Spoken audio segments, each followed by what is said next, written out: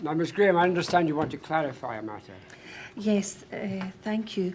On Friday, when I was asking Sir Ian Livingston questions about the results of the Police Scotland survey, which was PS 18903 at page 8, I put to Sir Ian the known figure that 40% of respondents agreed that institutional racism is an issue for Police Scotland, and I inferred that 60% disagreed.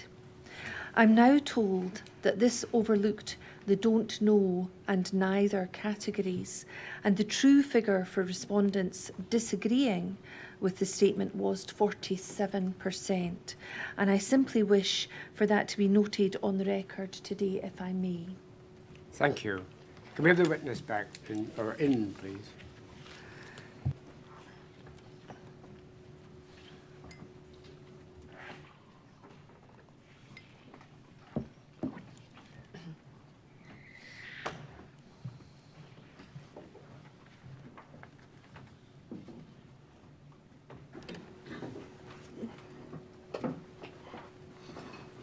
Good morning, Mr. Allen. Good morning, sir. Do you say the words of the affirmation after me?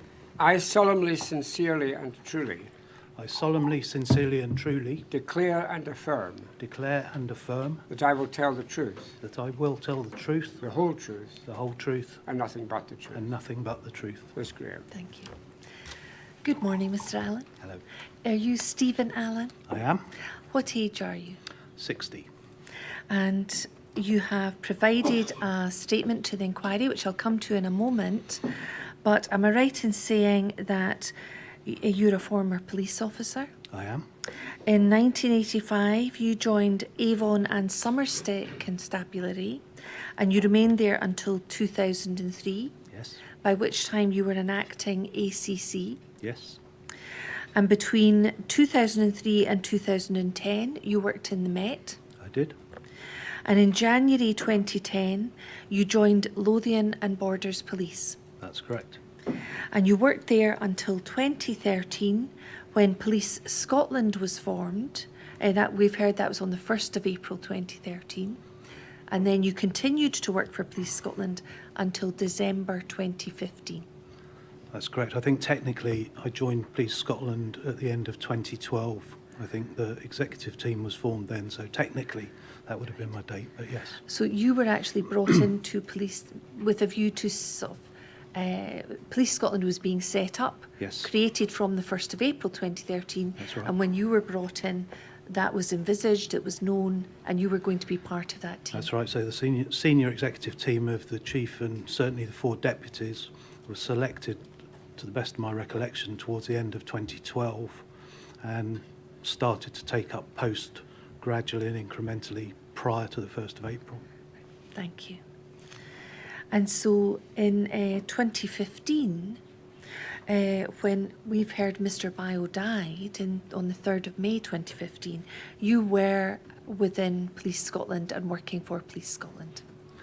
I was, yes. At that point, I was, from, I think, the beginning of 2015, I had been seconded into the Scottish Government, so was working on a variety of projects within the Scottish Government, but I was still part of Police Scotland, and still absolutely take full responsibility and accountability for my part in shaping the organisation it was in 2015.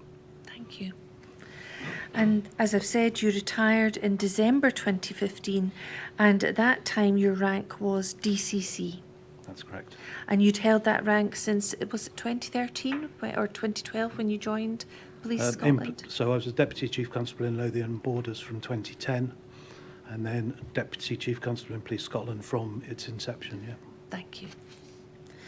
But in the time that you were within Police Scotland, you did not perform a response type role, and you were not present at the events on the 3rd of May 2015. No, I wasn't, no. And I think you said in your inquiry statement that since your retirement, you've not had any contact with your former colleagues from Police Scotland.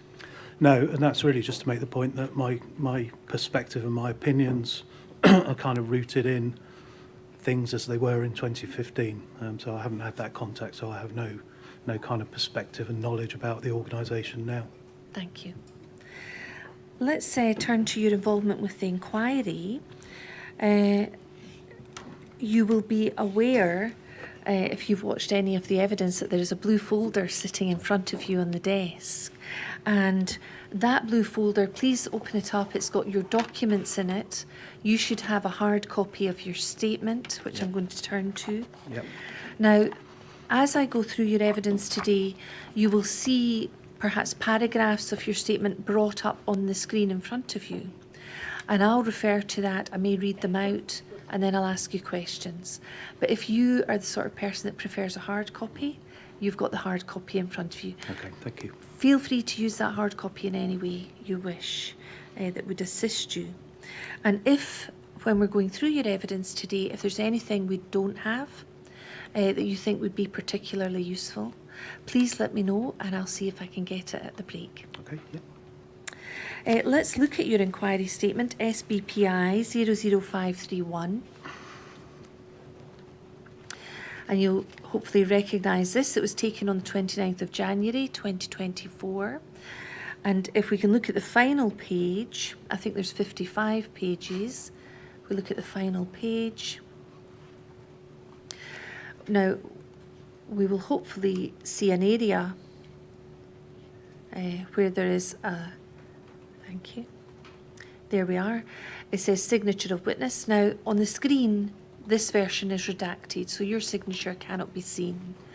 And we see it was signed on the 15th of April 2024. But am I right in saying your hard copy, and hopefully you recall signing the pages of your statement? I do, yes. And if we look at the last paragraph, 174, which is on the screen, it states, I believe the facts stated in this witness statement are true. I understand that this statement may form part of the evidence before the inquiry and be published on the inquiry's website. Now, before I move on and ask you to confirm that, I understand there are some elements of your statement you would like to correct, having reflected on it and reread it for today. Is that correct? Yes, that's correct, yeah. Could we look at paragraph 44? Now, I will be coming back to these paragraphs as part of the examination, but if we can look at paragraph 44, this relates to 44, please.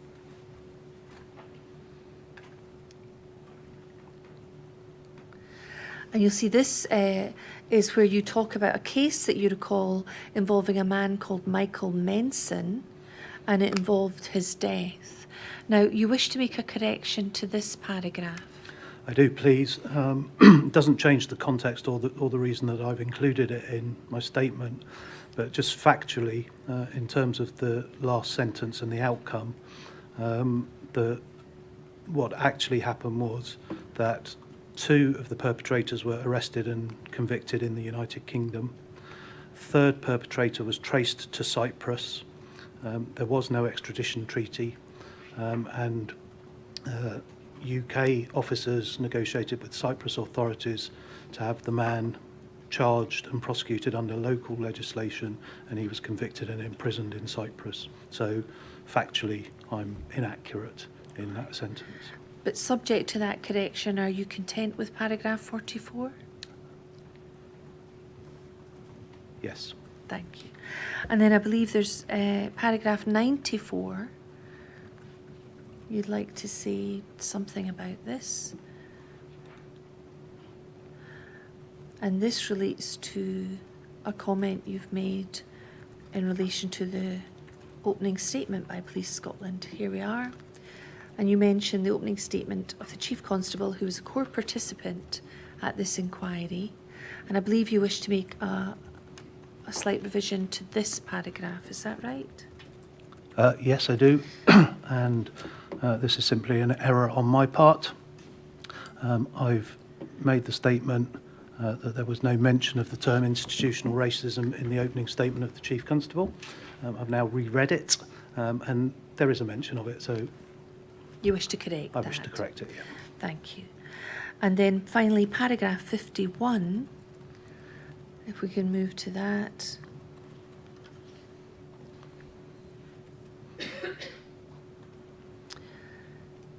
Yes, Here thank we you. are. And this is not an error, but I think I can improve understanding of what I've written. So I was asked the question about the percentage of Scotland's total population from ethnic minority groups. I quoted here the figure something less than 1%.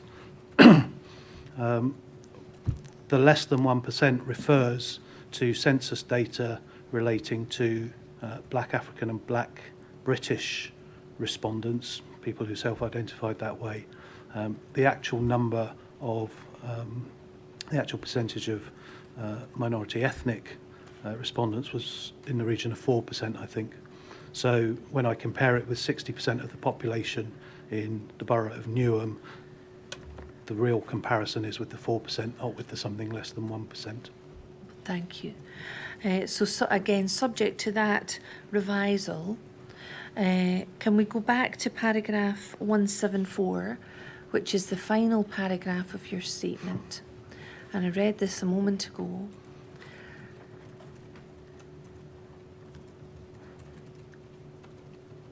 That you believed the facts stated in the witness statement were true, and you understand this statement may form part of the evidence before the inquiry may be published on the inquiry's website. So subject to those three revisals, are you now content that the facts stated by you in the witness statement are true and that they're correct? I am. Thank you. And you did understand when you signed it that this would form part of the evidence available to the chair and that it will be published on the inquiry's website after you've completed your evidence? I did. Thank you. I'd like to begin first of all with looking at your experience with the discipline system and misconduct system in Police Scotland. Could we look at two paragraphs, please, of your inquiry statement, 12 and 13? Let's look at 12 first.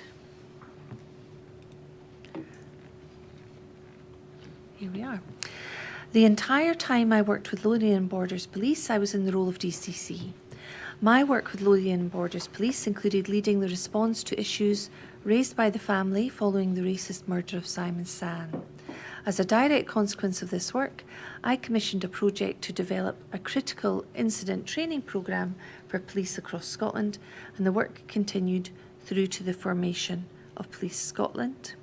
And if we can look at 13.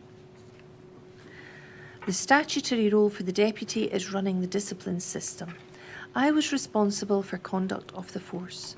The start of every day for me was a briefing from my professional standards team on current cases, new cases, and I was required to chair panels, particularly about poorly performing probationary officers, deciding whether they stayed with the service or whether they didn't.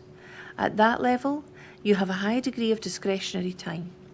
I chose to invest a lot of mine into the equality and diversity work, into engaging with various groups and opinion formers out in the community. We have heard evidence about the disproportionate impact of the discipline system or the conduct system on black and minority ethnic officers. And I am interested in whether you had any views on whether you considered those officers to be over-disciplined.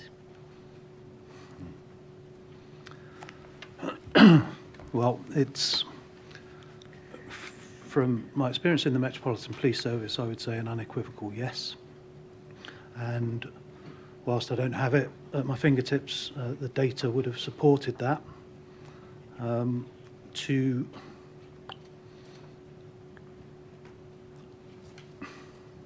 afraid that I can't say from data that was available to me, because I don't remember any being available to me, whether or not that was the case in Lothian and Borders. Just to add, my response to that based on anecdotal evidence, i.e. conversations with officers, and particularly officers from minority communities, is that they certainly had a perception that that was the case.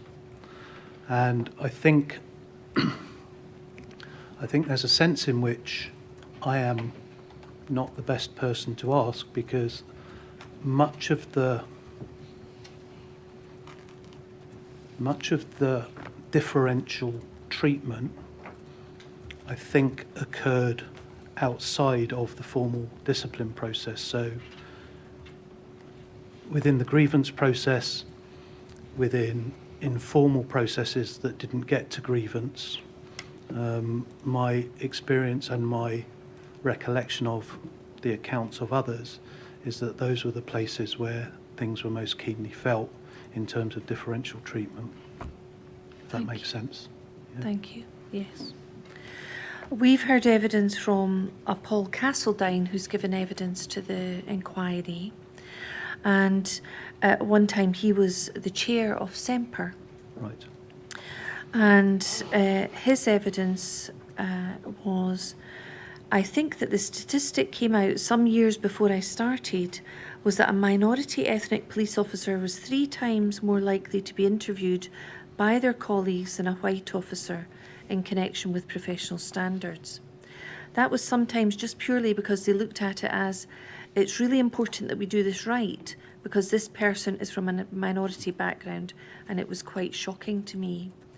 In terms of that evidence from Mr. Castledine, would that accord with your own experiences? Yes, it would. I think there was we may come on to, I did some work, I was tasked whilst in the Met by the Commissioner to have a look at something in the region of 2023 ongoing grievances and employment tribunals, and to try and resolve them. They'd been ongoing for, I think the criteria was 18 months or longer.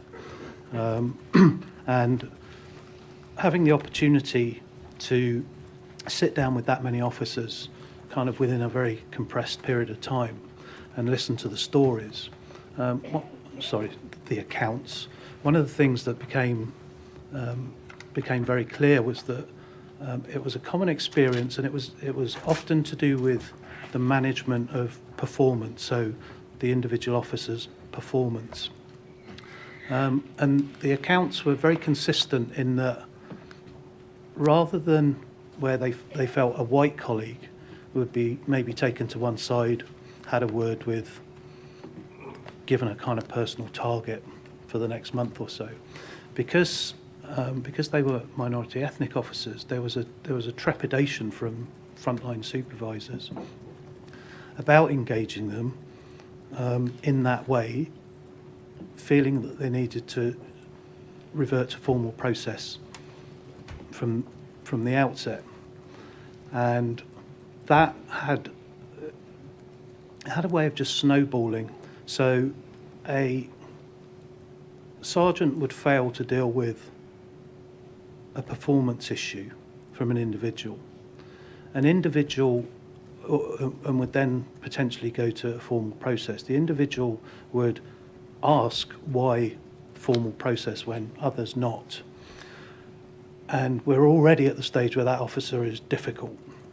So, and I characterise this over simply, but what would happen then is the sergeant would say, this could be tricky, I'd better refer this to the inspector.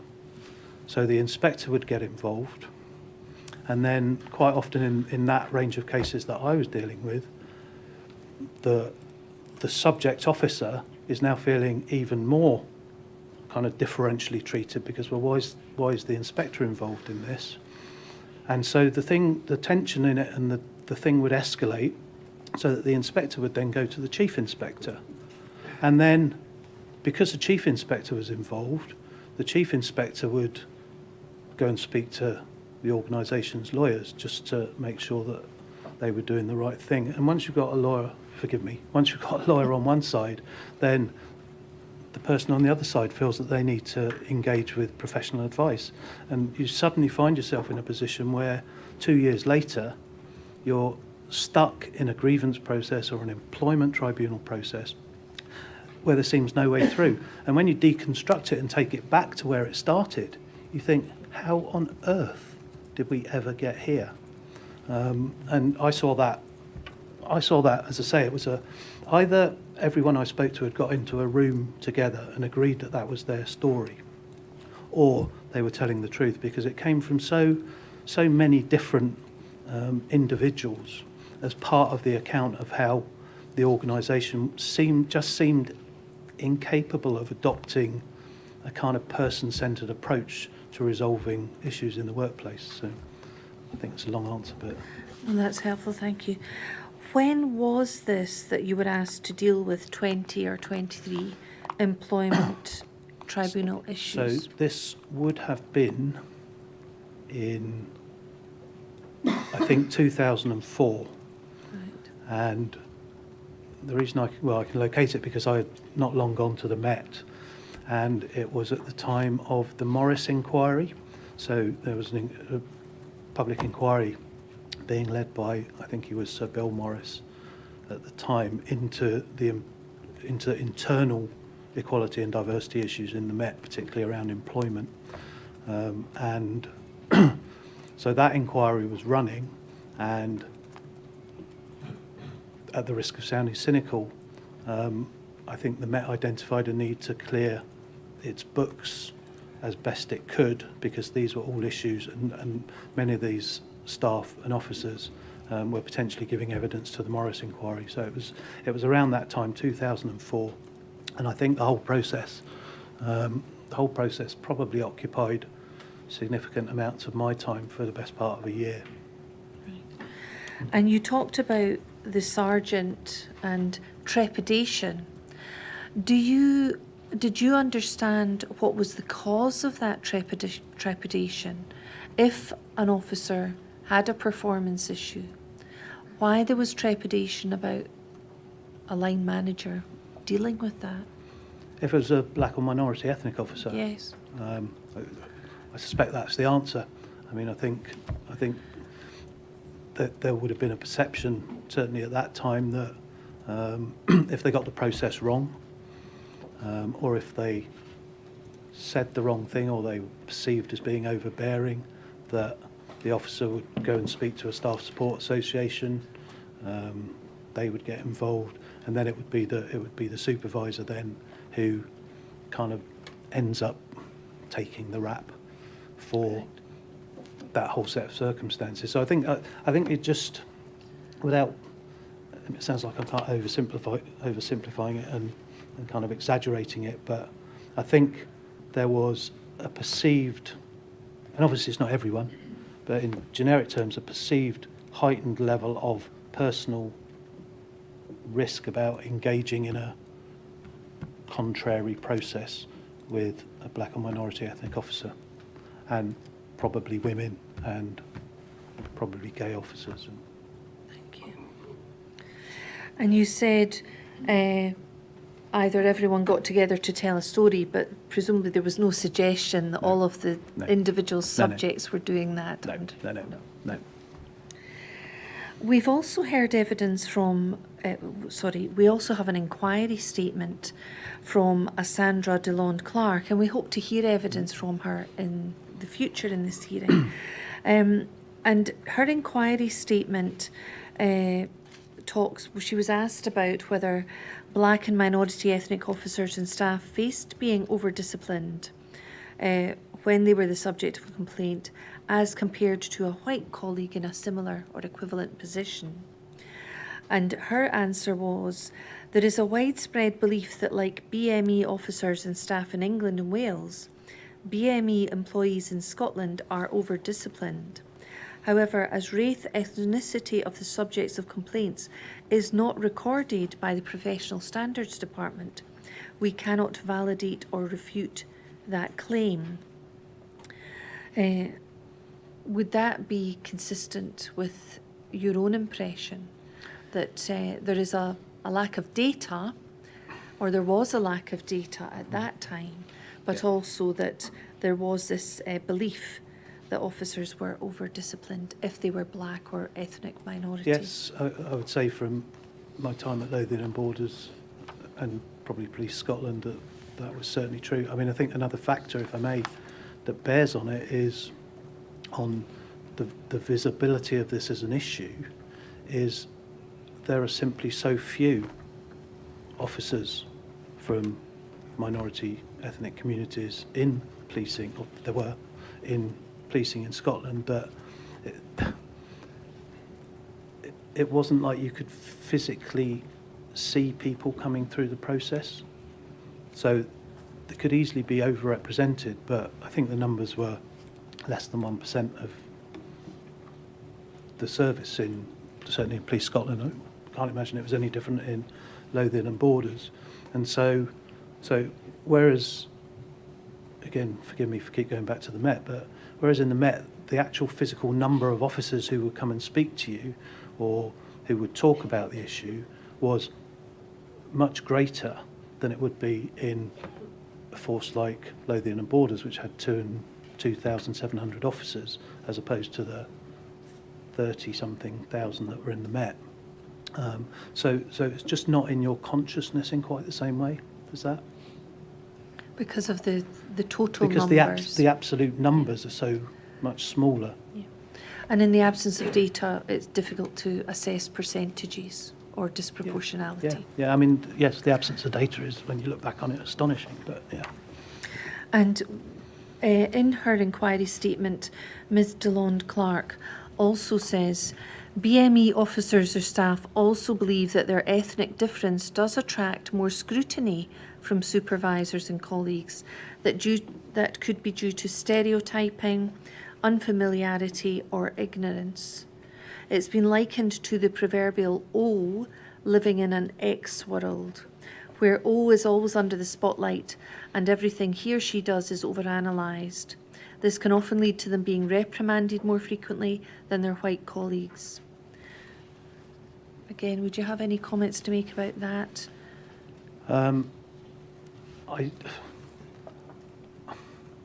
I would take Sandra's evidence on that above mine. I don't have the lived experience of being a minority ethnic officer. I can report to you that officers would relay that to me at times, but I mean, I've worked with Sandra in the past, and I would take Sandra's evidence on that. And would that be akin to your own experiences in your work with Lothian and Borders? That black and ethnic minority officers believe that their ethnic difference does attract more scrutiny? It was a conversation I had on a number of occasions with black officers in the force, yeah. Thank you. I'd like to move on to your role in the Met, if I may. And we said earlier that you were there between 2003 and 2010. Yep. Could we look at paragraph 7, please, of your inquiry statement?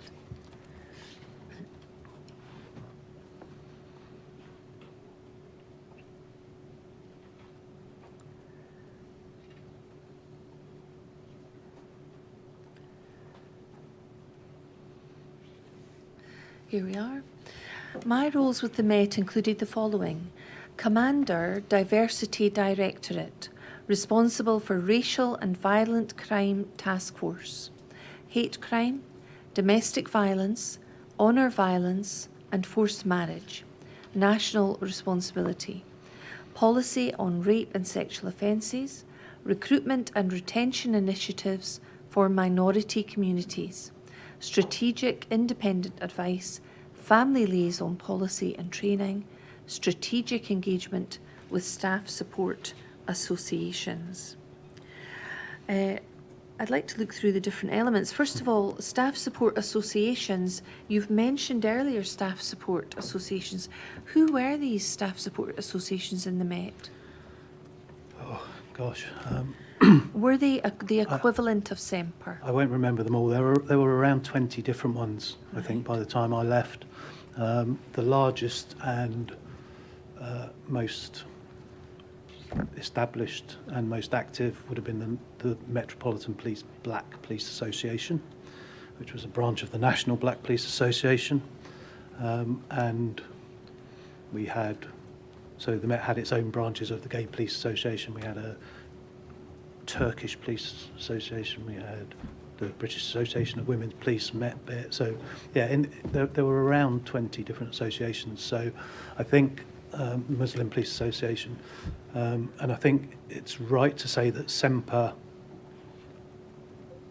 represents a slightly wider group of officers than each of those did in its own right. Right. And would they cover what we would now perhaps refer to as protected characteristics? Yes.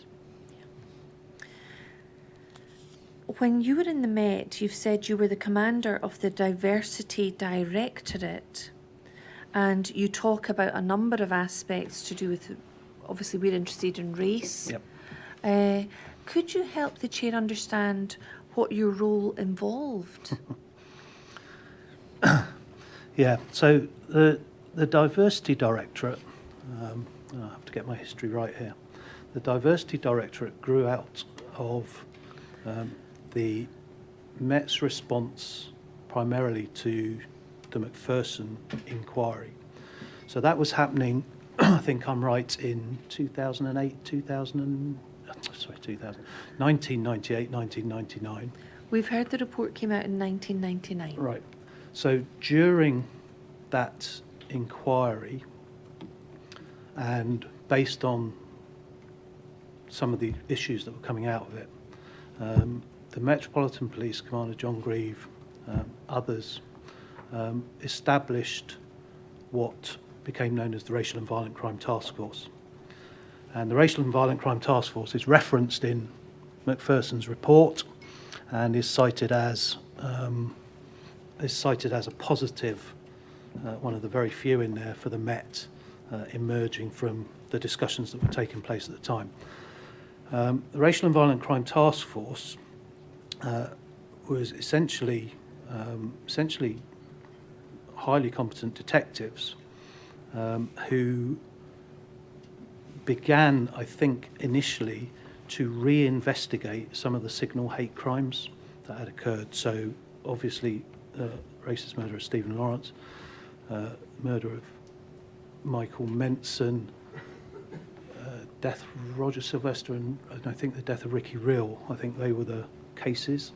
And what they did was try to take innovative approaches to these reinvestigations. So very much based on a kind of proactive approach to intelligence and intelligence gathering. Very much based on seeking external views and challenge to the way in which inquiries were being undertaken. Crucially, and I can go back into the history slightly if you need me to, but crucially picked up the idea of family liaison officers from Avon and Somerset, where I think it had kind of originated, and took as one of their mottos the learning which says an issue for the family is an issue for us. So started to talk about families as being experts as part of the investigation, because they are expert who better knows. So if you're talking about homicide, who better knows the victim, who better knows the victim's life circumstances, loves, fears, hates, all the rest of it. So actually bringing families in to these inquiries as an expert part of the investigation. And this is where lots of the critical incident management thinking came from, which again we can talk about later. But so the Racial and Violent Crime Task Force established itself during the period of the Macpherson inquiry, and because of the nature, because it tried to take this kind of inclusive view and innovative view about how it investigated things, it inevitably kind of attracted other responsibilities. So, for example, I list hate crime. So the unit kind of took on policy responsibility for the Met's response to hate crime. Allied with that, these other things that we see here, domestic violence. So over the period of time, and by the time I got to the Met in 2003, so we're now 4 or 5 years later, the Racial and Violent Crime Task Force was part of the Diversity Directorate. So Racial and Violent Crime Task Force, when I took it on, was two fully capable murder teams who took their place in the on-call murder team roster for the whole organisation. But their particular focus was on responding to hate-motivated serious assaults and homicides. But on top of the Racial and Violent Crime Task Force, had attracted all these other issues because I guess it had become, because of the particular people involved at the time, it had become a centre of excellence and centre of kind of intellectual property in the Met for issues around equality, diversity, and crucially, and I think where, my reflections on it, and stop me if I'm wandering off, but my reflections on it, crucially where they achieved a strategic success was that was the first time I think the service had really begun to understand that diversity and equality are not part of the HR function and a course you go on, but they're actually an operating philosophy which sits behind successful policing outcomes. So if you want to be the best murder detective that the Met's got, you have to understand these issues and you have to know how to operationalise them, and you have to understand why they matter to you achieving success as an operational officer. So if you want to be the best cop you can be, you've got to absolutely be steeped and understand and know why these things matter, rather than just be able to kind of recite what you learned on the diversity course. So anyway, so it become this kind of centre of excellence and driving Met policy and response. And one of the things that then got added on, so it had all these operational functions, and there was then a team set up, and I think they were, I can't remember what they called it, doesn't matter, but they were a team set up separate from the human resources function to take on responsibility for creative ways of addressing recruitment and retention issues for minority communities, as I've said there. So that became a separate team within the Diversity Directorate. Strategic independent advice was part of the operational response. Again, we can come back to that. Family liaison policy, we can talk more about that. And then strategic engagement with staff support associations, because again, one of the issues around the staff support associations was understanding the multiplier effect that they could bring to operational effectiveness. So what I mean by that is, and probably exemplified by the way that it was, the way that the structure went. So there was set up a thing called the Cultural Resources Unit. And the idea behind this was that, and it wasn't just for minority ethnic staff, but the idea was if you had a as an individual, you believed that you had something, some personal knowledge, some personal experience that you could offer to the organisation to be used in circumstances where we needed to access expertise about something, that you basically went on a on-call list and put yourself on the register. So you could, for example, no, I won't do that. But so let's say you've grown up, you're an officer from a Sikh background, and you think that that's an asset to the organisation. That knowledge, that experience, that's an asset to the organisation, and the organisation wasn't using that. So the idea was that through the staff support associations and into this cultural resources unit, that you could actually then, let's say an incident happened within the Sikh community, and that night, within an hour of the senior investigating officer attending, they wanted someone they could talk to about potential issues in the community, about just to broaden their perspective on what they were dealing with. Then you would find someone on call, a police officer who could be there straight away and who could provide that advice. So, but as I say, it wasn't just about black and minority ethnic officers, because, the example I always used when I was talking about it was, that the people like me who came from St Albans in Hertfordshire, who grew up in a very strict Baptist family and whose dad was chair of the Rotary Club. Now, maybe an incident happened in a Rotary Club in Hertfordshire and the Met needed something, or within the Baptist community.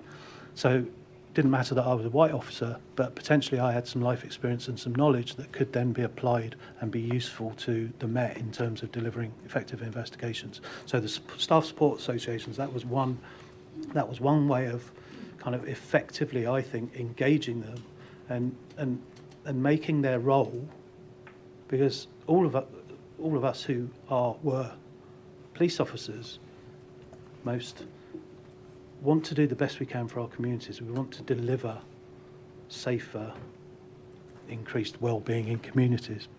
And the staff support associations are not just about representing their members when the grievance goes wrong. They actually have an operational benefit to bring into the policing environment. And if we fail to use that, then we're just wasting a massive resource. And so, anyway, so the Diversity Directorate, kind of in a strange way, wrapped all that up, and my job was to kind of manage all those different elements of it and kind of represent the force, I guess, in things. So I sat on the Stephen Lawrence, the Home Secretary's Stephen Lawrence steering group for a while. So if there were a number of inquiry reports that came our way with lists of recommendations around equality and diversity, they would invariably land within the Diversity Directorate. Anyway, I'll stop there. Thank you very much. Just to recap slightly on the information you've given the Chair, the Racial and Violent Crime Task Force, was this the task force that contained the 2 full murder teams? Yes, that was what it composed of, yes. How many people, officers, were involved in that? Can you give us an impression? I'm just trying to think, because I had intelligence teams, and I would say in the Racial and Violent Crime Task Force of itself, probably 100 people. And so if an unexplained death had occurred, Yes. and there was to be an investigation into that death, and the subject, the deceased, was black, Yes. would it be one of these teams with their, you said it was a centre of excellence, they had experience, would it be one of them that would prioritise that particular death? The answer to that in my time is probably not necessarily. It would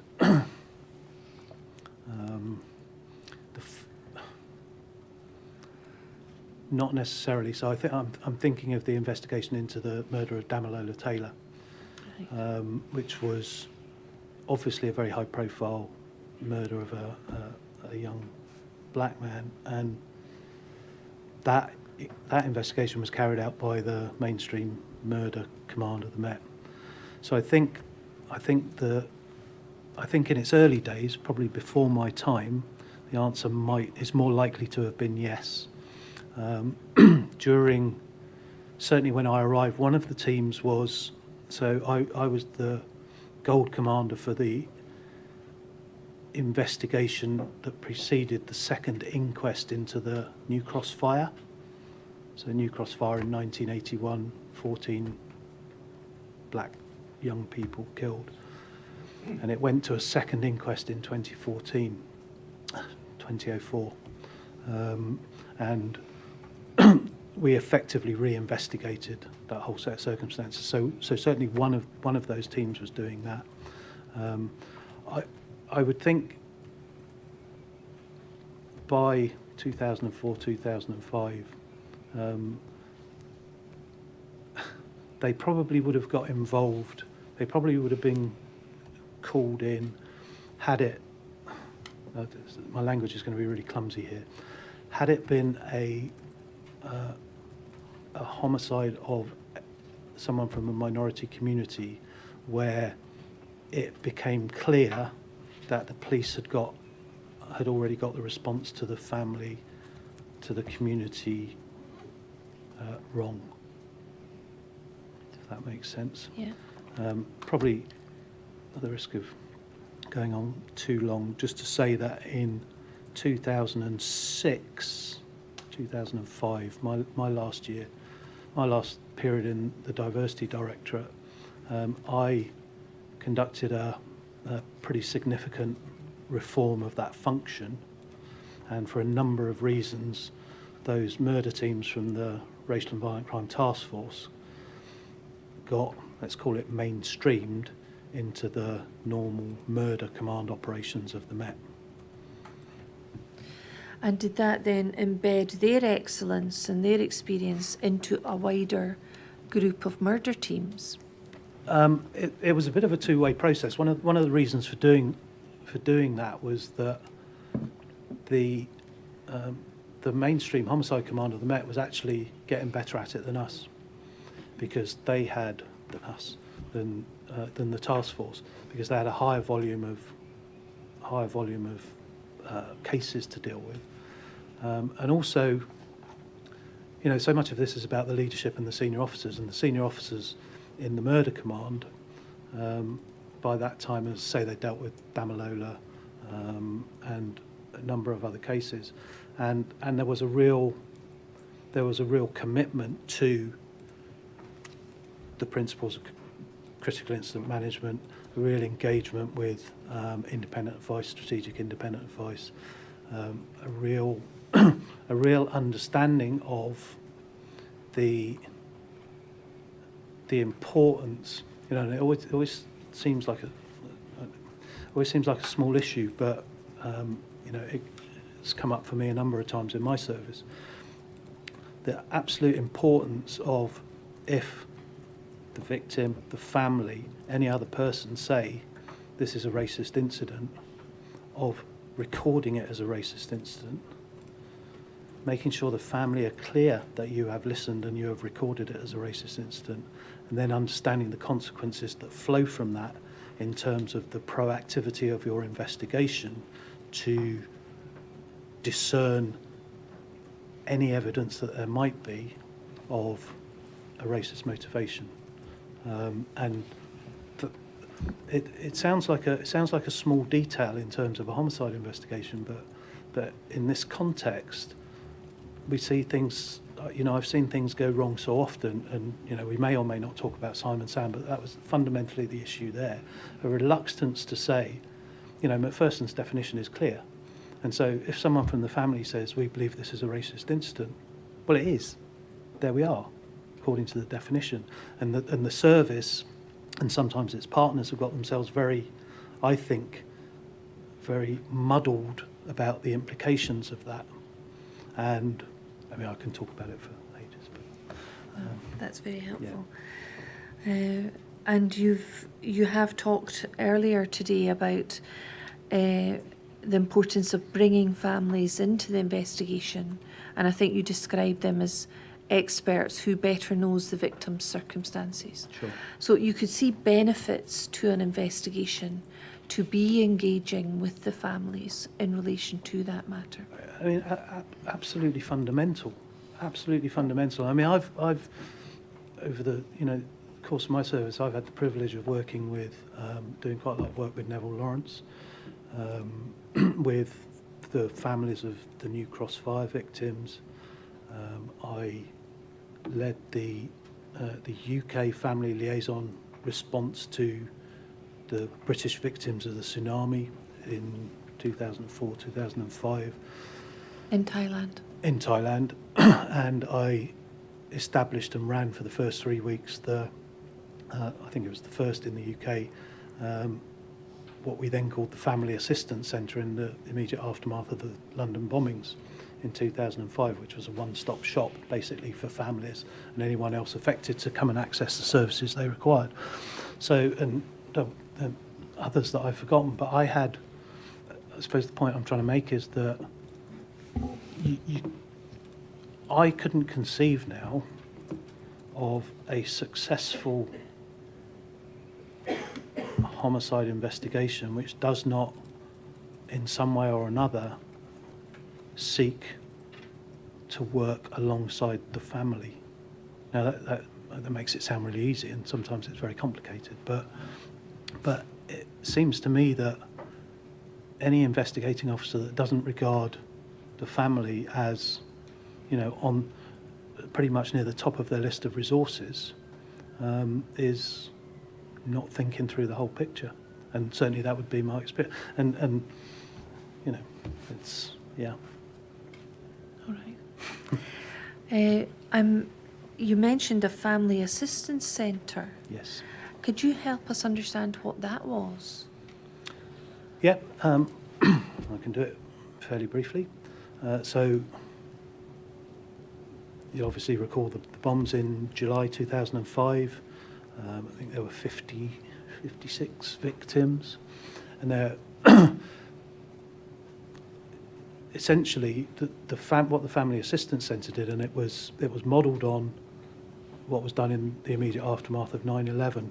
So in one single building, we essentially co-located all the different services that a victim's family, anyone affected by those incidents could access in a single place. So rather than having to go somewhere for a bit of legal advice and somewhere for some counselling and somewhere else to see the family liaison officer and somewhere else to get an intelligence update from the SIA, we put all those services in a single building. Now, because of the kind of exigencies and everything that was going on, I think we opened it was day 2 or day 3. But to start with, we built it in a gym that the local authority made available to us, and it was pretty make do and mend. But after a few days, we were able to move it to Royal Horticultural Halls, so a massive public space. And IKEA came in and built the inside of it, so it was a really spectacular kind of facility for people. But the idea was that actually we wrap our services around the family rather than saying to the family, well, you go out and access it from each individual agency. And it was also the centre of, it was just somewhere as well, a cafe, somewhere people could come and could meet and talk to other people who were sharing some of that experience. And so it was quite a remarkable experience being part of that. Thank you. I'd like to move on, please, and ask you about your role in Lothian and Borders Police. And can we look at paragraph 12 again, please? We touched on this earlier, and it does mention Simon San. Yep. Paragraph 12.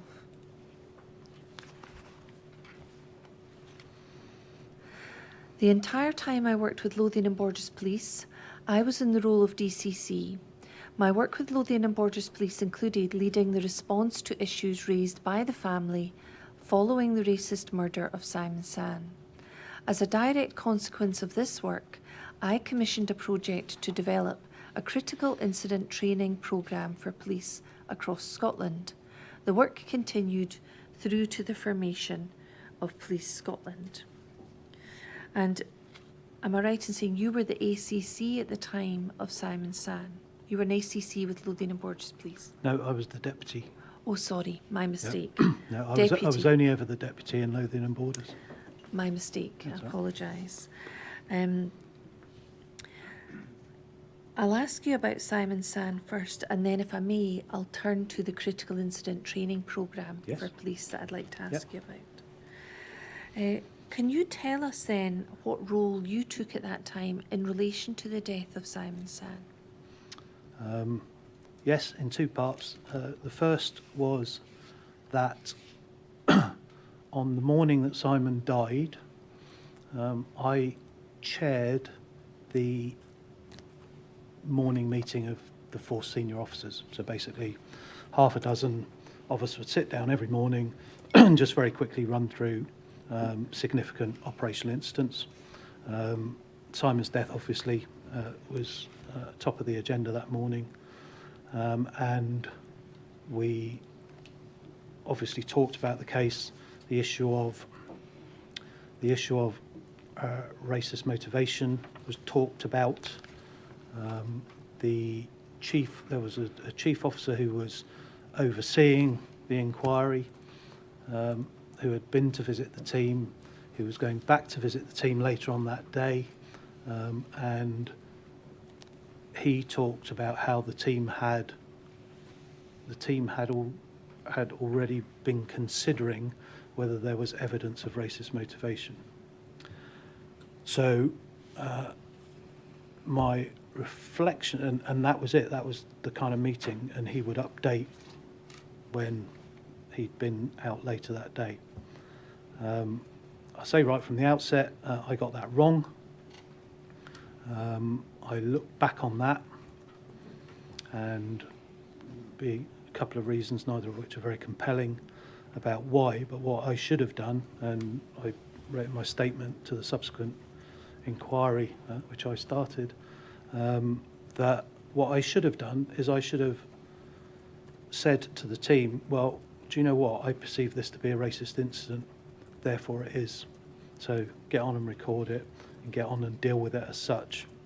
I didn't, to my regret. Then the next role I had in relation to it was when I became aware that the family were dissatisfied with the response they'd had from us. A superintendent went out to visit them and either took a statement or took a comprehensive note of their complaints. And he was an officer who had worked tangentially with me in the Met. Had nothing to do with why he went to see the family, but he came back and he recognised that what was unfolding was a critical incident, because having kind of spent time in the Met, he was familiar with that language and what that meant. So he eventually came to talk to me about those, about the complaints and the dissatisfaction of the family, and I don't know. I decided, I thought it through at some considerable length, and decided that what I didn't want to do was simply instigate I'll call it a normal complaints and discipline inquiry into the family's complaints, but that this was a more seminal moment for the organisation, and we needed to make sure, absolutely first and foremost, that we put right the wrongs in terms of our response to the family and the investigation, and secondly, I was determined that we should deal with these issues in a way that exposed and maximised the learning and the potential for development in the organisation. So I appointed a superintendent. I think she was a superintendent, might have been a chief inspector then, but anyway, appointed a superintendent to put together a team, and left it to her how she wanted to structure that team, but to conduct under kind of my authority as wide-ranging an inquiry into what had happened as it was possible to do. I wanted, because I was already aware that I had I had some personal learning to take out of what had happened. So it was important to me that that team treated me in the same way they treated all the other officers, and at least I had some sort of kind of independent route for them. So we brought in a man called Bill Griffiths, who had been, because I think he'd retired by then, who had been the Deputy Assistant Commissioner who'd run the Met's Homicide Command, had been the Gold Commander, I think, for Damilola Taylor. I mean, massively experienced man who had, alongside John Grieve and other significant people, had developed the Met's response to critical incident management, had trained, was head of the hostage negotiators for the Met, hugely kind of wise and experienced man.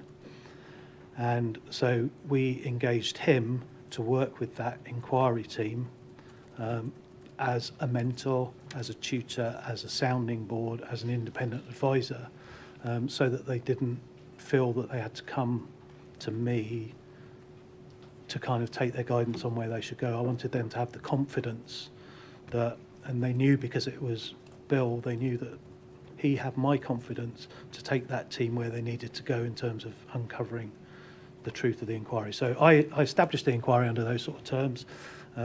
I chaired the Gold Group that kind of just kept an overall eye on the sort of strategic direction. And then when the report was completed, it was kind of formally submitted to me. I met with the family and we discussed all the conclusions of the report. We discussed my options going forward in terms of what we did with it. And then I met with every single officer who had been touched by the report, met with them all individually, and went through the report with them and tried to kind of establish the learning for us all. And then once I'd done that, the famous bit is I then apologised to the family publicly in a press conference. So that was, and then subsequently lots of things happened as a consequence of that, but so that was my involvement. Yeah. We've heard some evidence about Operation Waymark. Yes. And that was, as I understand it, the name of the inquiry into the complaints raised by the Sand family. And there was a recognition after that inquiry that there had been a failure to identify the possibility of a racist motive. Yes. Yeah, I mean, yes. I mean, there are a number of failures. The failure... so the failure was to listen to the family, hear them tell us that it was a racist incident, and then conduct the inquiry in a way that was commensurate with finding the best possible evidence that related to racist motivation. So the failure, and I mentioned it earlier, the failure to record, that there's a kind of gap, I think, in terms, and a palpable unwillingness, I think, in policing in Scotland in the time we're talking about, to just get on and record it. And I've thought a lot about this, and it becomes that there's something of a gap. So the Crown Office, and I'm not going to relitigate the case or make any comment about the Crown Office. other than that we get ourselves into a position where we kind of, in a default way, regard the Crown Office as the arbiters of whether something has happened or not.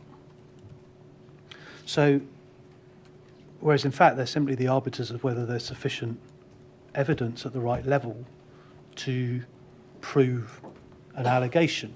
And those two things are fundamentally different.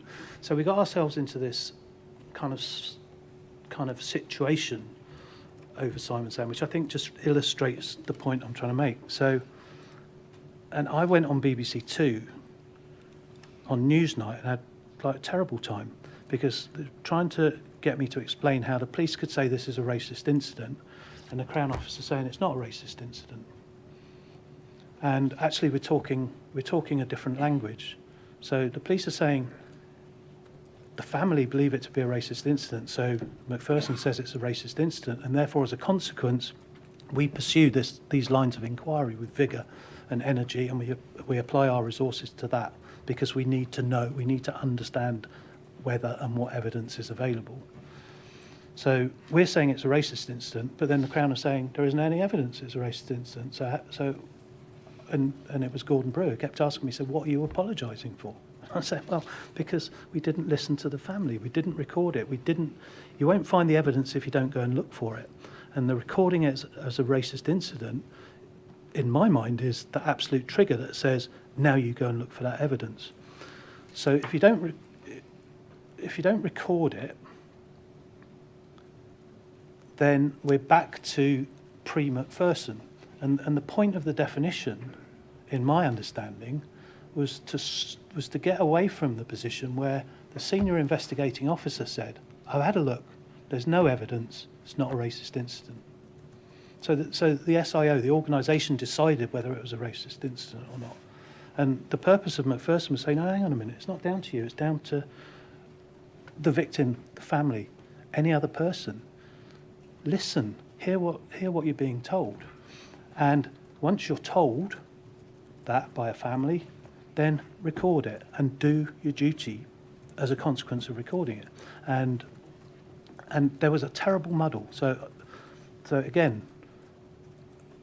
based on my failure to do what I should have done in that initial meeting, in 2011, I think it was, Stuart, forgive me, lad was killed at Cumnock, Stuart Walker. He was killed at Cumnock, and while the investigation was still ongoing and they hadn't detained anyone, and Stuart was gay and was well known in the community, and I read about it in the papers and thought, well, that's got to be a homophobic incident. And because I hadn't done it for Simon Sand, and I rang Strathclyde Police and said, look, I am any other person, and I believe it to be a homophobic incident, so please, you have to record it. This is not a story against anyone, I'm trying to illustrate the reluctance. Their response eventually, they obviously talked about it a lot, their response when they came back to me was, we've recorded it as a homophobic incident, but we're not going to tell anyone. And it just sort of captured, like, they knew they had to, but there's this thing that once you do, then is it the media? Is it what is it that we're afraid of that we're then, because we've stated definitively? So I think police officers have found it difficult in the past to explain why you would record something as a racist incident, and they've lacked the confidence to be able to say it can be a racist incident because the family say so, and it doesn't get prosecuted as one because the evidence required to that standard simply isn't there. But this is what I mean by, so the Crown Office aren't the arbiters of what happened, because that doesn't mean it didn't happen. Because otherwise you'd if you think about it in the context of rape and the conviction rate for rape across the United Kingdom, if it were true that the prosecuting authorities were the arbiters of what had happened, we would have to be saying that 85% of those rapes simply didn't happen. And no one's ever saying that. What we're saying is we can't because of the issues of consent and all the rest, we can't get across that evidential line. And it's why, I always talk about the racist murder of Simon Sam, because I believe that it was. Crown Office don't agree, but that's on a different basis. So, and I think if I may finish on, that was 10 years ago, 10, 12 years ago. And forgive me, I haven't listened to all the evidence, but I imagine you will have heard evidence by now about the recording of the death of Mr. Bayou as a racist incident, who did it, when they did it, and what flowed from it being recorded as a racist incident, because clearly it is. Otherwise, we wouldn't be here. So, but hopefully that gives us a comparator which says, well, we've learned in the last decade because we've done it better this time. So to sum up, if I may, the role of the police is different and distinct from the role of the Crown Office. And insofar as there is a difference between the ultimate outcome, that is because you're looking at separate things. Yes. The Crown are looking at whether there's sufficient admissible evidence to prosecute, whether there are reasonable prospects of securing a conviction, whether it's in the public interest. Those are separate issues from the police saying, where is the evidence here about this incident, this death, and we should gather in all the evidence that we can, particularly in relation to evidence about racial motivation. But that's not assessing whether it's sufficient or admissible. No, and forgive me, sir, but maybe one thing that the inquiry could do in the end is assist the agencies involved with some kind of clarity about, even if it's clarity about the language that we use around it, so that we as professionals can talk about it in a way that makes sense to the public. Because, as I say, in the case of Simon Sam, I couldn't, because I hadn't thought it through to that degree. And I think it's a key factor in putting professional police officers off recording things as they should be recorded, because of the tension it sets up in your kind of conscious mind about, well, if I say it's that, then how can they say it isn't? Thank you. So insofar as we have evidence available to the inquiry from the former Lord Advocate at the time, that on the evidence it was not racially aggravated, that is a separate issue for the Crown, and that's within their remit. That does not impact on the approach taken by the officers.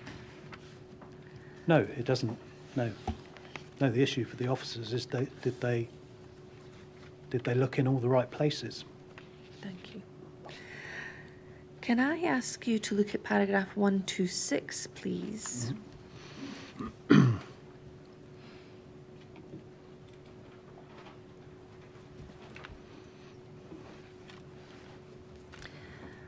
And this mentions San, but you follow on with another point I'd like to discuss with you. 126.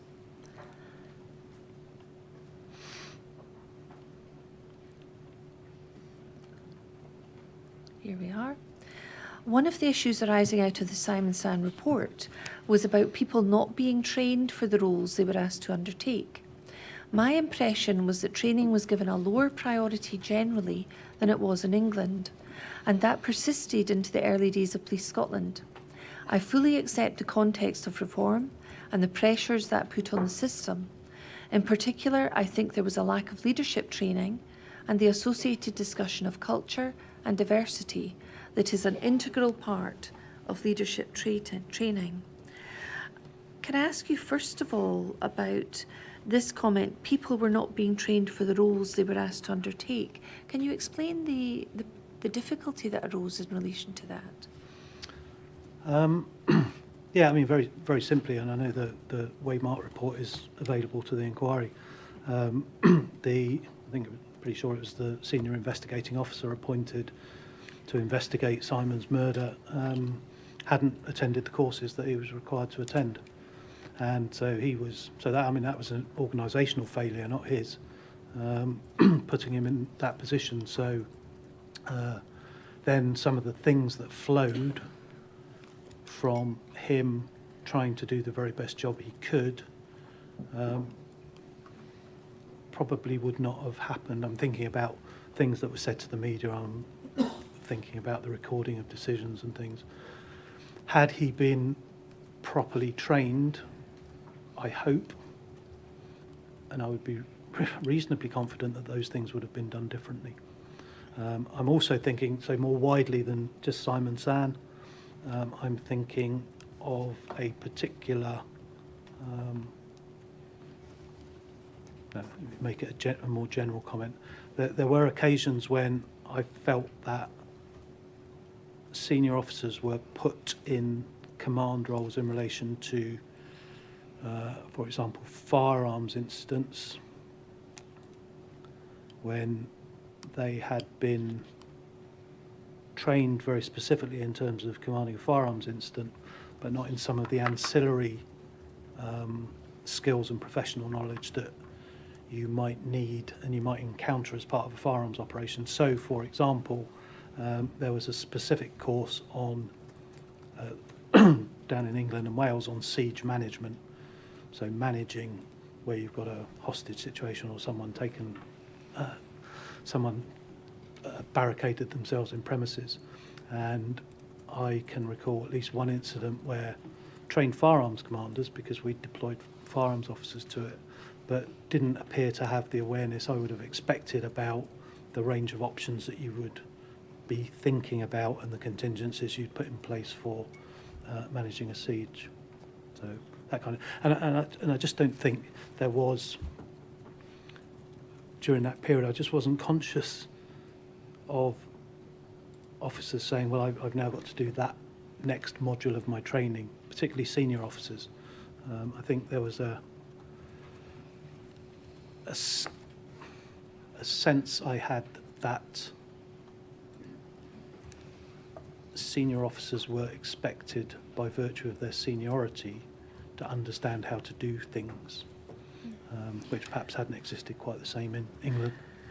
We've heard evidence in this inquiry that certain officers who were in the role of, say, sergeant and inspector that day were acting sergeant or temporary roles. Is that the type of scenario you're talking about where... Sorry, on which day? On the 3rd of May 2015, sorry, where Mr. Bio died. Yep. But officers on the ground that day were in acting roles or temporary roles and perhaps had not received all of the training courses that would normally go with someone who was formally promoted into that role. Is that the type of situation that you're expressing? That would certainly be a strong possibility, I would think, and and inevitably, if you're in an acting role, you don't have the breadth of experience or the depth of experience that the substantive rank would have. So, yeah. And that was the situation of the officer in charge of the Simon San investigation, you said? He hadn't completed all the necessary courses? No, he hadn't done the course. I mean, he was at the right rank. He was a detective chief inspector, so it wasn't a question of rank. It was about had he done the qualifications. And just going back to your last question about acting and temporary ranks, that sounded a bit... My answer was overgeneralised, because there are people who will perform at acting and temporary ranks who have done the training, have got a breadth of experience, and sometimes you find they're more capable than the people in substantive ranks. So it's not a general comment that if you're acting, you're not trained. It's more probable that you won't have received the same amount of training, more probable that you won't have the depth of experience, but I wouldn't put it stronger than that. It'll depend on the individual. Yeah, absolutely. Thank you. If you could give me a moment, please. I'm conscious it's now nearly 11:30. We'll take a 20-minute break at this point. Thank you.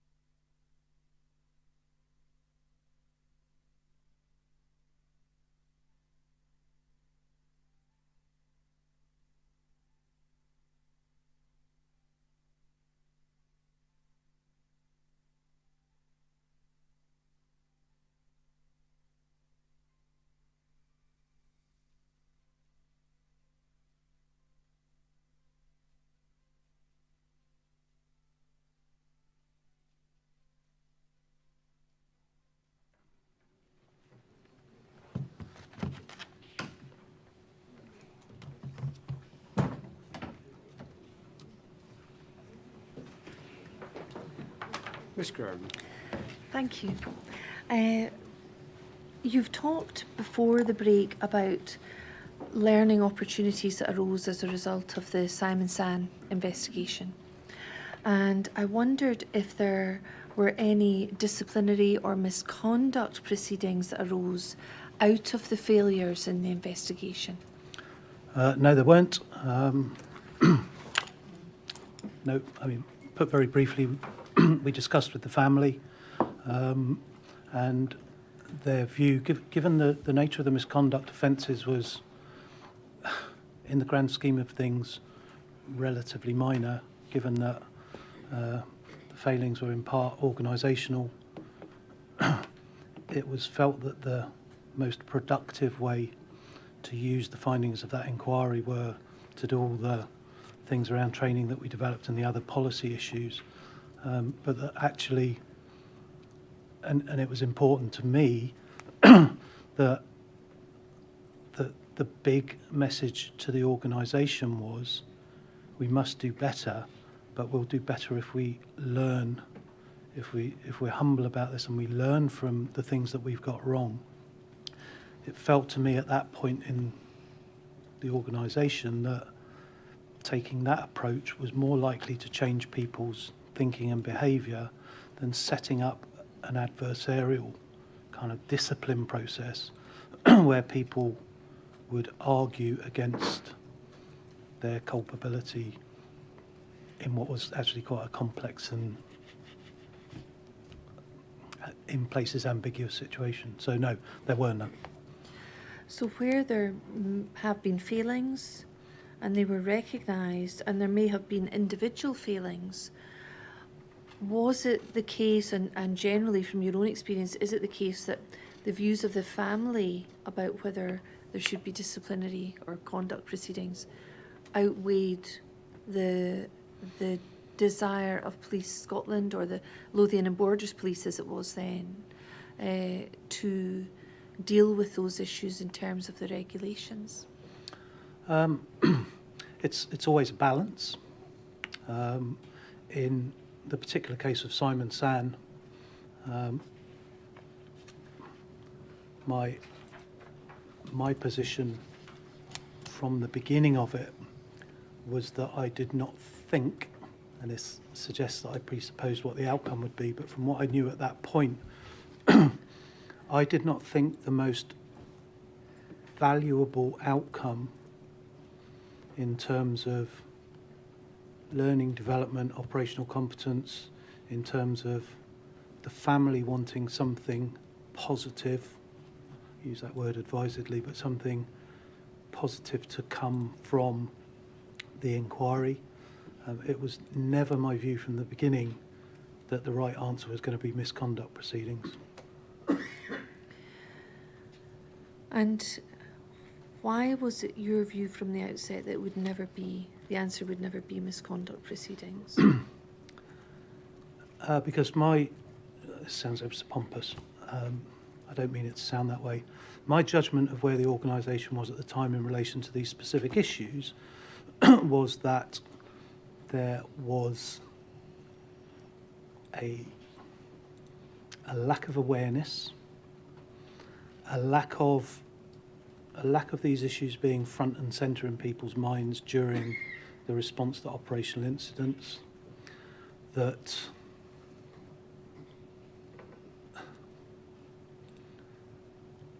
just that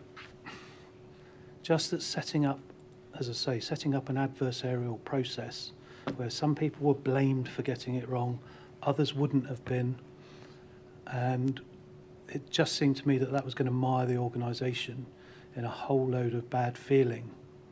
And because of the nature of what would have been the misconduct offences, no one was going to get sacked. The misconduct outcomes would have been, at the level of advice, and it just seemed not to be in the best interests of anyone to head down that path, because everyone got advice anyway from me, and it generated a whole load of discussion in the organisation about the issues and about why I had taken the particular path I'd taken and why we'd investigated it in the way we had. Whereas I think we would have just got mired, and we know, from the history of some of these things, the organisation would have got bogged down in it for a long, long time and been focusing on the wrong things. Did it make a difference in your view that in the case of Simon Sand there had been a conviction? There had been pleas, there had been a conviction?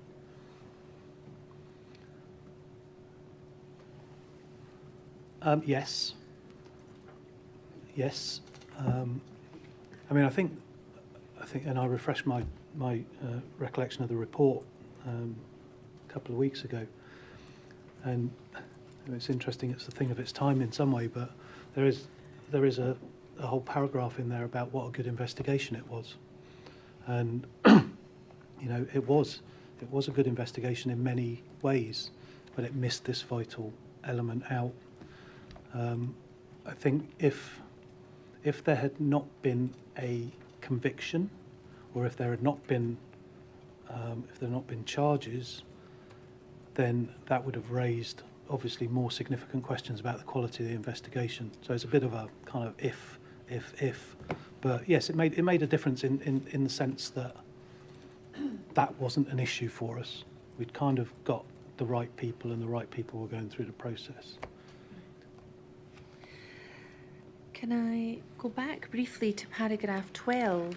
You'll remember that I mentioned earlier, paragraph 12 of your inquiry statement, that I was going to come back to a part of that. Yep. And you'll see at the end of paragraph 12, it mentioned that in relation to Simon Sand, as a direct consequence of this work, I commissioned a project to develop a critical incident training programme for police across Scotland. Yep. The work continued through to the formation of Police Scotland. So it continued right up until April 2013, effectively, when Police Scotland was created and formed. Yeah, till the end of 2015 in terms of delivering the training and thinking about the next stage. Yeah. Right. Can you help the Chair understand what this programme was designed to do? Okay. So, again, without going through it, the history back to Stephen Lawrence, some of the failures in the cases around Michael Menson, Roger Sylvester, Ricky Reel, and others, and then into Soham, and I'm pretty sure others will help, but in the Metropolitan Police, part of the response which set up the Racial and Violent Crime Task Force defined what has become known as critical incident, and definitions in there, but very simply it's any incident where the effectiveness of the police response is likely to have a significant impact on the confidence of the victim, the family, or the community. And based on the work of the Racial and Violent Crime Task Force, what it tried to do was capture some principles about dealing with incidents where police effectiveness is likely to have that significant impact. So the principles that sit under it, and probably the first thing to say is this is different to a major incident. And still, you see them used interchangeably sometimes by the police. So a major incident defined in legislation is about scale, about the different emergency services having to work together, about mass casualties, about having to integrate command structures. So those are the kind of things. So a huge crash on the motorway, be a major incident. It could be a critical incident. In my statement, I describe racist abuse in a school playground. Will never be a major incident, but it could be a critical incident because the effectiveness of the police response to that is likely to have a significant impact on victim, family, community. So the two things are different. The London bombings were a critical incident. They were also a major incident. The abuse in the playground is also a critical incident, but never a major incident. So The principles basically that sit behind critical incident management are firstly described as the golden hour. So the absolute centrality of your initial response, capturing evidence, taking the opportunities which will disappear if you don't get them from the outset. Second principle sits around command structures and identifies the gold, silver, bronze model, and the principle is basically who's in charge of doing what, make sure there's absolute clarity about command. Allied to that is a principle about recording decisions. So what this introduced was the notion of decision logs. So previously you would have, again oversimplifying, but you would have had a policy log where a senior investigating officer or a senior officer would record decisions they had made about a policy at this point of the inquiry. A decision log takes that further, and the idea is to document the senior officer's thinking through the process. So you would expect to see in a decision log, I took this decision to do this, and you would expect to see the rationale for that decision written down next to it.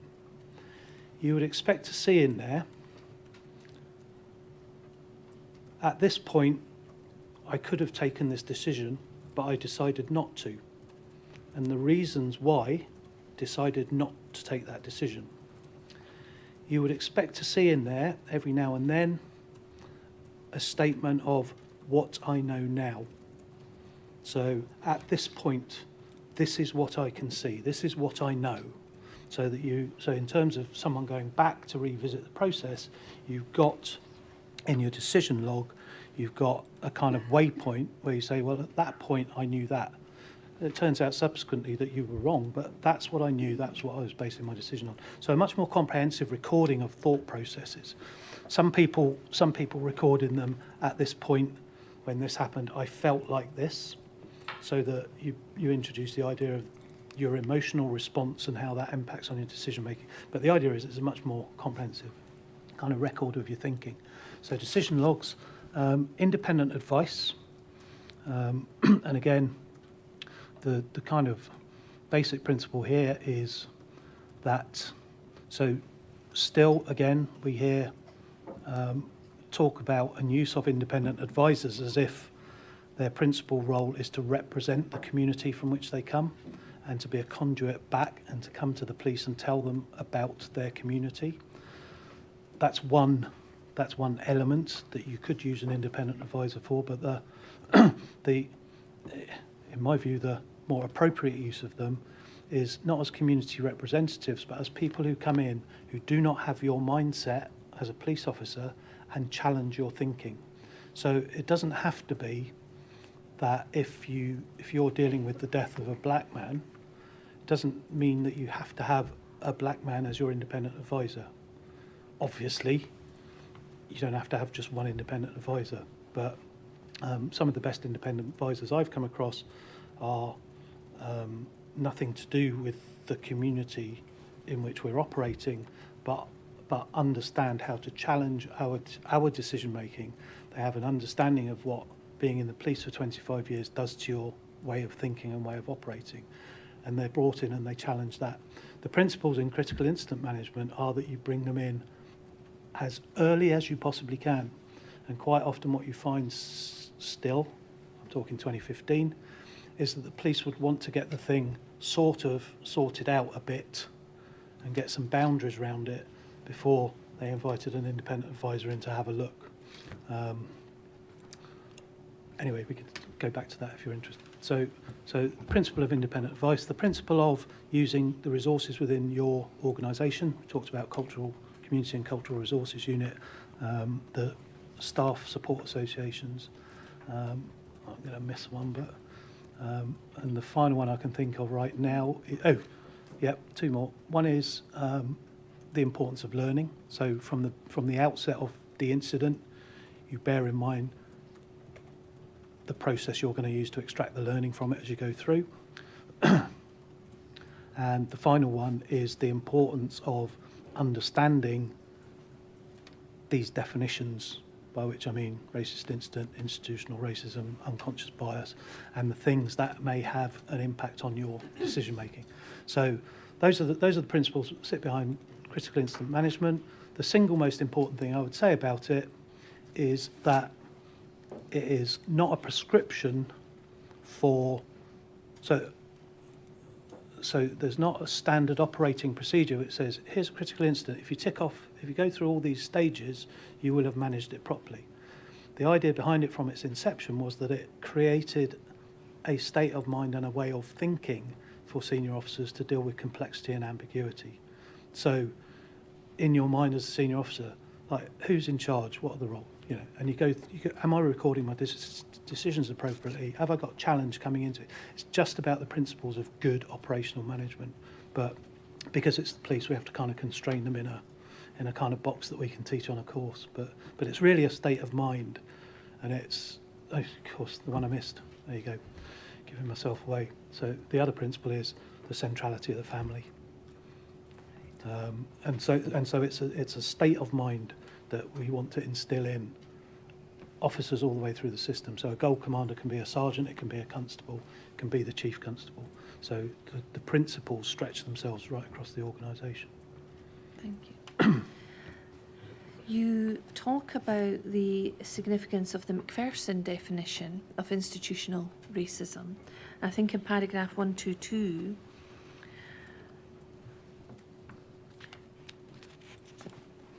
if we can go to that, or perhaps we should look at the previous paragraphs just to give ourselves some context here. Let's look at 120 first of all. That's fine. Discussion of institutional racism and this is critical incident management training, is it? Yes. I'm asked what sort of things were being raised during the discussion of institutional racism at the critical incident management training. The training event started with an introduction about organisational cultures, structures and decision making, with a number of different models being presented, and then the exercise began. Yeah. And it's based on a scenario of a young Asian woman going missing. The participants in teams develop their plans and approaches to the information they've got in front of them. They write that information into decision logs along with the rationales for their decisions, and we then come back into plenary, and all those decisions and the decision logs are looked at in plenary and discussed. So is it a sort of interactive workshop type scenario? Yes. Yeah, it runs over 2 days, and there are a number of elements as the 2 days roll through. Yeah. Right. And then at 1-to-1, institutional racism was raised as part of the initial introductory presentation, and then in discussion on the second day. There's a natural point in one of the discussions on the second morning where I and the facilitator of the exercise knew that if no one else had, we would raise the issue of institutional racism. And the facilitator would ask a question like, does anyone think that institutional racism as a concept has any bearing now? And you talk about the sort of questions you would ask to promote that discussion. And then if we can look at the next paragraph, 122. In the introductory presentation to the exercise, the definition of institutional racism from the Macpherson report was put on the screen. It was somewhat deconstructed to remind people about it and to put it in their minds as they participated in the exercise. The importance of the word unwitting was highlighted, as was the way people defend themselves by saying, well, we were unwitting. You can only be unwitting once, and once you know, then presumably you are witting, and all the responsibilities that flow sit with the leader. Could you expand on that a little? Yes. So,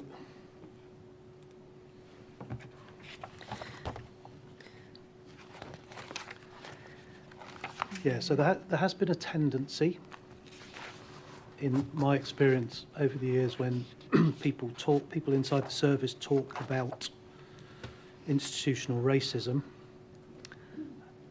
and I think it's because of the dynamic about everyone will think we're labelling them as racists.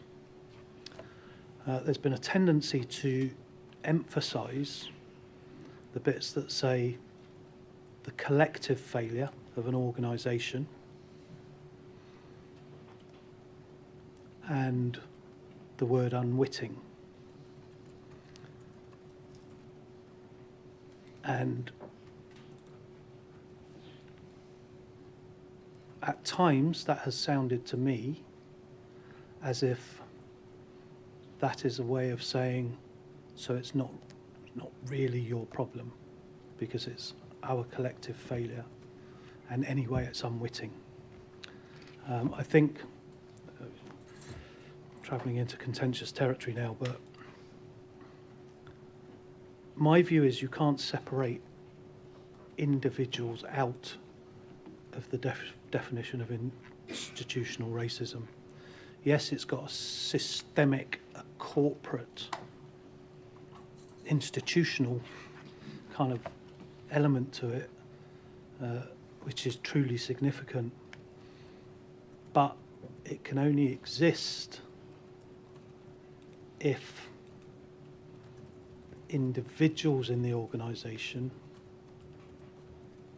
so if you think the definition that it can be detected in processes, attitudes, behaviours, forgive me, I'll get it in the wrong order, based on stereotyping, I'm sure the definition's on there somewhere.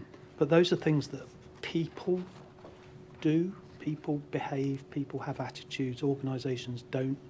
So the whole kind of edifice of institutional racism has somewhere in it individual people.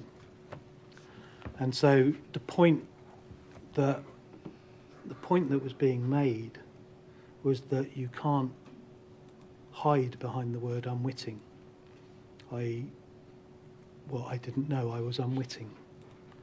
And it was John Grieve who introduced the idea that you can only be unwitting once, and then once you know, well, you're outside the scope of that word. I mean, I think I'm right in saying that in Macpherson he talks about unwitting can be caused by, as he described it, uncritical self-understanding, I think is what he says, can be a cause of the unwittingness. And so that puts, and the definition for me has always put a responsibility on individuals to ensure that they are critically self-understanding. And the organisation can play a part in that, of course it can, and there's, it is institutional racism, but every individual in the organisation has to challenge themselves about the extent to which their behaviours and their attitudes, and most often, particularly in the data environment that we lived in back then, most often ignorance. You simply weren't aware of some of the disproportionate outcomes. You simply weren't aware of the gap between what police were saying and what communities were saying. Anyway, so we kind of got into that, and as I say, the main point is that you can't hide behind it's a collective failure of an organisation, because an organisation is made up of people. It has additional dynamics because it's an organisation, but in the end, every single one of us has to take our responsibility for what part we play in that.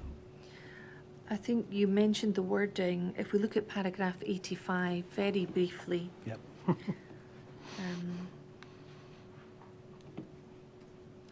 You do refer to the Macpherson definition, and at the end of paragraph 85,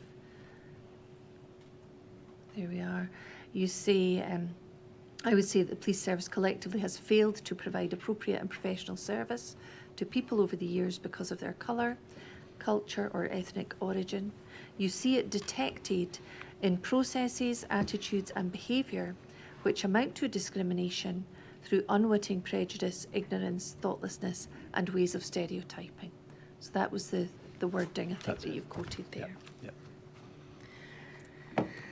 And am I right in saying that as part of this course which you prepared PowerPoint presentations for use during the courses? Yep. And I think you've provided the inquiry with those.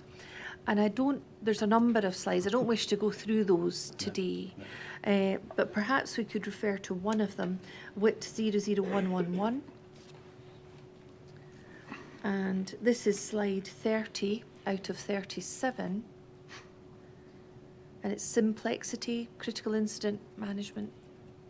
And this slide, just as an example of the sort of slides you used to share information with participants. Yes. And tell us what we see on this slide. This deals with the treat everyone the same approach. Mm-hmm. So, treating everyone the same doesn't lead to fair, equitable outcomes. And I think that probably says it's better than I'll do it in the next 10 minutes.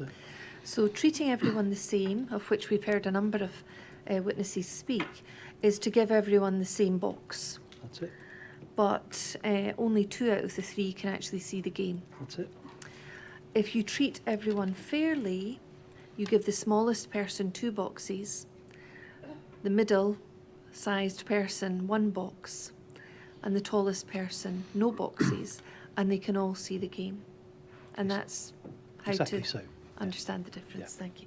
And with the other PowerPoints, there are a number of images that share other aspects of information and education you wish to share with the participants. That's along right. these Yep. lines. Yep. Thank you. Can we look at paragraph 55 now, please, of your inquiry statement?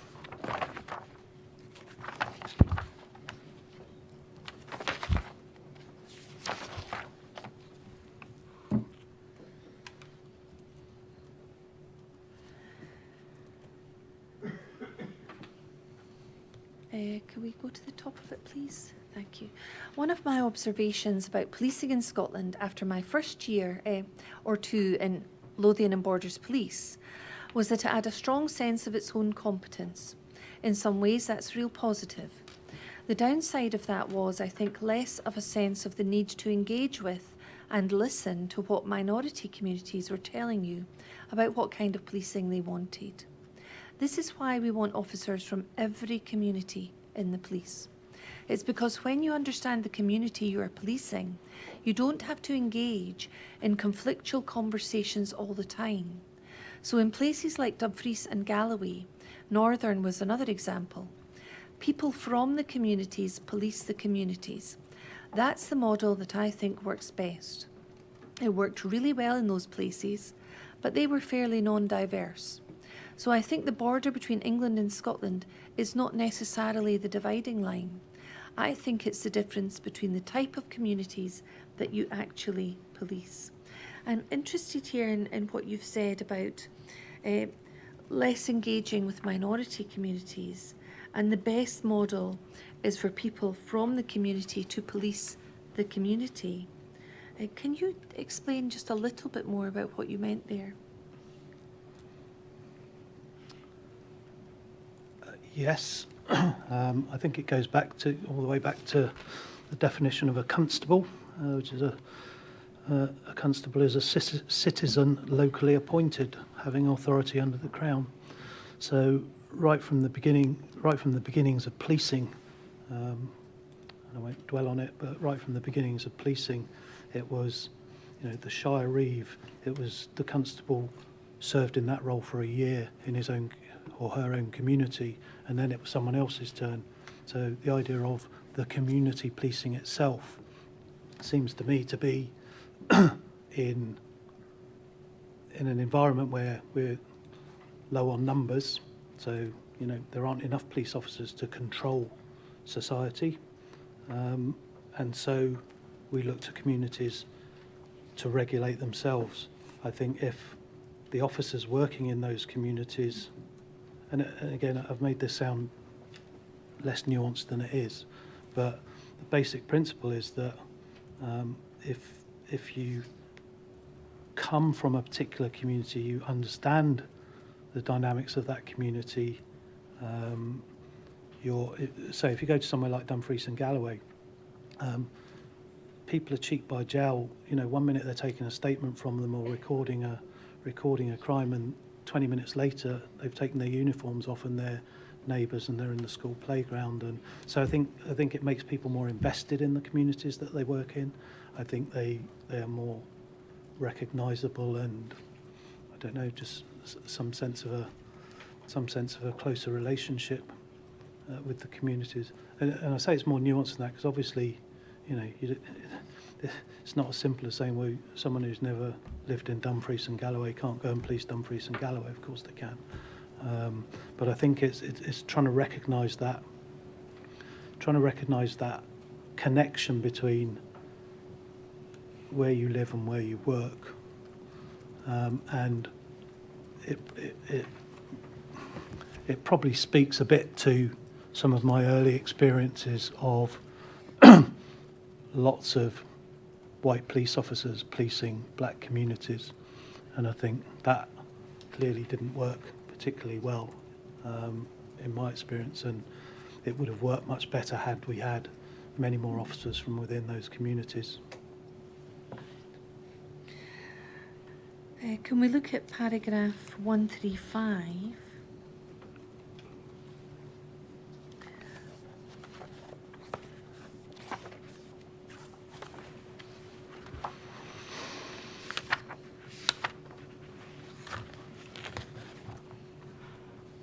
And here you talk about working with black and other minority ethnic officers. I'm asked if I have an awareness of what proportion of Police Scotland officers were from minority ethnic backgrounds when I was working in Police Scotland. My recollection was it was around 1% across the force. It was disproportionately small compared to the proportion in wider society. I also recall that it went down to something like 0.3% of sergeants. When looking at ranks above sergeant, the numbers got vanishingly small. And you're obviously talking about the limited numbers of officers from black or ethnic minority communities within the police. But I'm interested in this comment about the senior ranks. Can you explain a little more about what your experience was in that regard? Sorry, so ranks above sergeant. Yes. Well, there were just very few of them. I mean, I'm trying to think in Scotland if I can think of, I don't know, 4 or 5 at superintendent level, maybe. It's of that order. You know, it's, yeah, it was vanishingly small numbers. And because if you don't mind me saying what that, one of the impacts of that is it puts a massive pressure on those individuals. So particularly at senior ranks. So when you talk about things, organisations like SEMPA, you know, if you're a black superintendent in Police Scotland, then officers across the organisation are going to look to you as a role model. They're going to look to you as an exemplar, as a mentor, and they're going to look to you to kind of carry a burden at senior levels on their behalf. Now, you might want to do that, you might be prepared to do that, but you might just want to be a really good superintendent and get qualified to be a chief superintendent and get on with your career. And I think the smallness of the numbers means that I suspect, again, it's not my personal experience, but just what I watched and what people relate to me, is that it puts increasing amount of kind of moral pressure on such officers to also be representatives of their entire community in a way that obviously doesn't happen for white officers. And I would say, again, because of the size of the Met, I think it was 55,000 people. Because of the size of the Met, it was much more common to have black inspectors and black chief inspectors and Asian officers at those kind of ranks. And so it was more the case, I think, that that they were in a position to opt into taking those kind of responsibilities on behalf of others, rather than kind of, well, you know, you're there, you need to do it for us. Can I move on now, please, to the experience of the transition to Police Scotland in April 2013? Can we go back to paragraph 16, please, of your inquiry statement?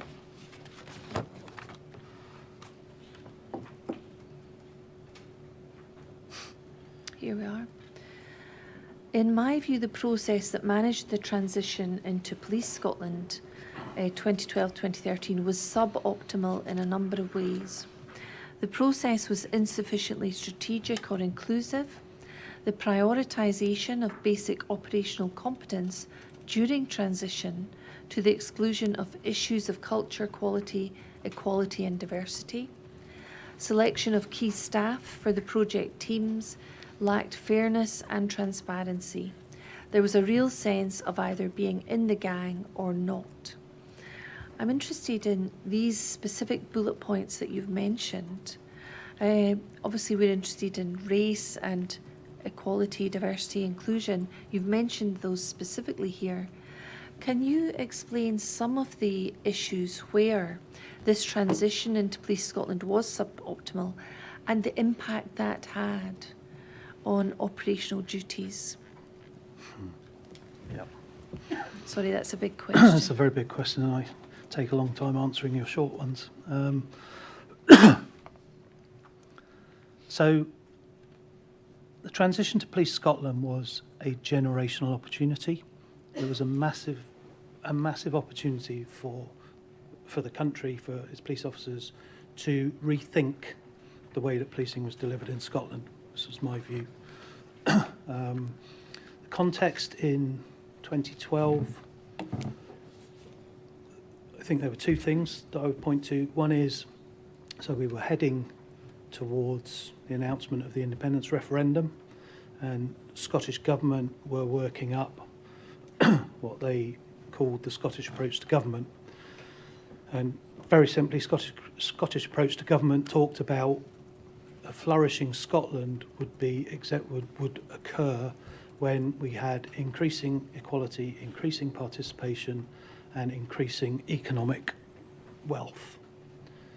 And that the way that we would design our public services would be based on approaches which were assets-based, collaborative, and relied on co-production. So the whole narrative starting to develop in government was about this is service users designing services with service providers in kind of equal partnership, but that equality and participation were fundamental to a flourishing Scotland.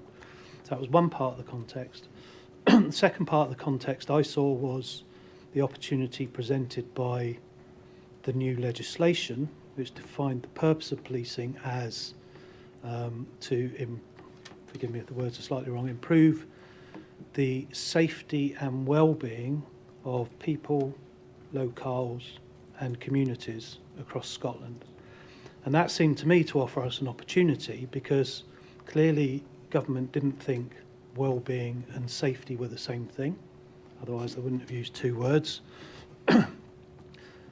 And it gave us, the police, the opportunity to think about what contribution could policing make to the well-being of communities. And that has all sorts of implications in terms of how we prioritise our resources, how we engage with communities, what we think well-being means. It has massive implications for what you set up as your performance regime. And once you've decided that, then it has massive implications, because you then have to build the workforce with the culture to deliver those things. So I obviously wasn't alone, but I saw massive opportunities for the police to step back and to engage broadly with communities and organisations across the country and have those discussions and set a vision for a police service that could be different and could leave behind some of the less good characteristics of its past. So my hope was that the service would embark on that path, and it kind of sounds a bit glib, but I think what we did was we set our minds and our energies to police reorganisation and not police reform. So I think when I say insufficiently strategic or inclusive, that's what I mean. I think there were some massive opportunities to think again about what policing could look like, about what police leadership needed to look like. So policing is massively complex, and it's about nuance, and it's about discretion, and it's about coping with complexity. And traditionally what the police service has done to manage that is to write lots of standard operating procedures and try and cram it all into a kind of box where if you just do A, B and C, you've kind of met the need. If you start to think about well-being and participate, if you start to think in the way that I have suggested, then you start to think, well, do we need a different profile to our leadership? Do we need to be identifying and finding leaders who excel at coping with complexity and ambiguity, rather than leaders that are fantastic at getting people to comply with standing orders? And if that's the case, then that is it's a different skill set, and it creates a very different organisation. And we had that opportunity to do that thinking and to set off in that direction. And in my view, we sort of did the opposite. We kind of reverted to one particular model that already existed, and we said, well, that model is going to apply all over Scotland. And yeah, so in terms of the next point then about culture, quality, equality and diversity is, if you start to think, and all the points are linked obviously, so if you're starting to think about a different kind of, if you start trying to think in a different way about what policing could be in Scotland, then you have to think about what kind of workforce delivers it, what kind of leaders deliver it, what kind of engagement and relationship with our communities do we need to deliver it. And that will set you on a course of action where you cannot help but, I would suggest, be really thoughtful about the culture of the organisation, about what does quality policing mean in terms of the outcomes you deliver. And you can't avoid issues of equality and diversity. You can't avoid your analysis of the organisation in 2012 saying we have got issues with the way that our staff are treated, we've got issues with our service delivery, we are institutionally racist, institutionally discriminatory. You can't avoid that conclusion, and therefore at that point, designing a new organisation, you say, well, as I say, it's a generational chance to say, well, actually, how do we do this differently? How do we move forward? And we missed that opportunity. The issue of staff, I'm sure it's to do with the second one as well, the prioritisation of basic operational competence. So it was quite a tight, others will disagree with me on this, it was quite a tight team, and it set off with a sense, probably rightly, but a sense of urgency and complexity about the task that it had been given. And the approach was to keep it a very controlled process. And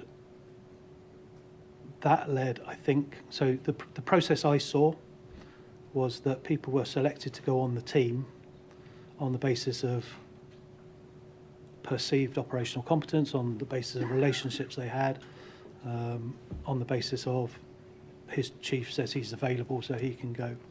And we, at one point, I remember writing a letter which went from my chief in Lothian and Borders to the team, to the reform team, saying, look,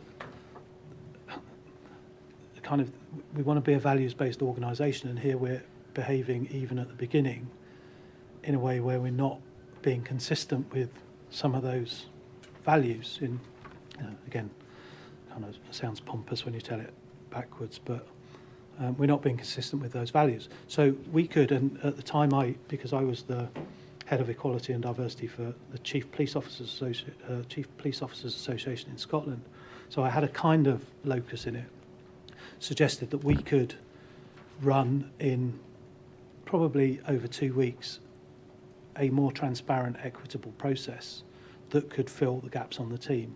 And that met with a pretty negative response. And I think, I just think in all of these respects, we didn't start off in the right direction. And I think, and this, I'll break my own rule and speak forward of 2015, but I think Police Scotland has carried the burden of that, perhaps unnecessarily, ever since. I think if we can turn to paragraph 66 and 67 of your statement.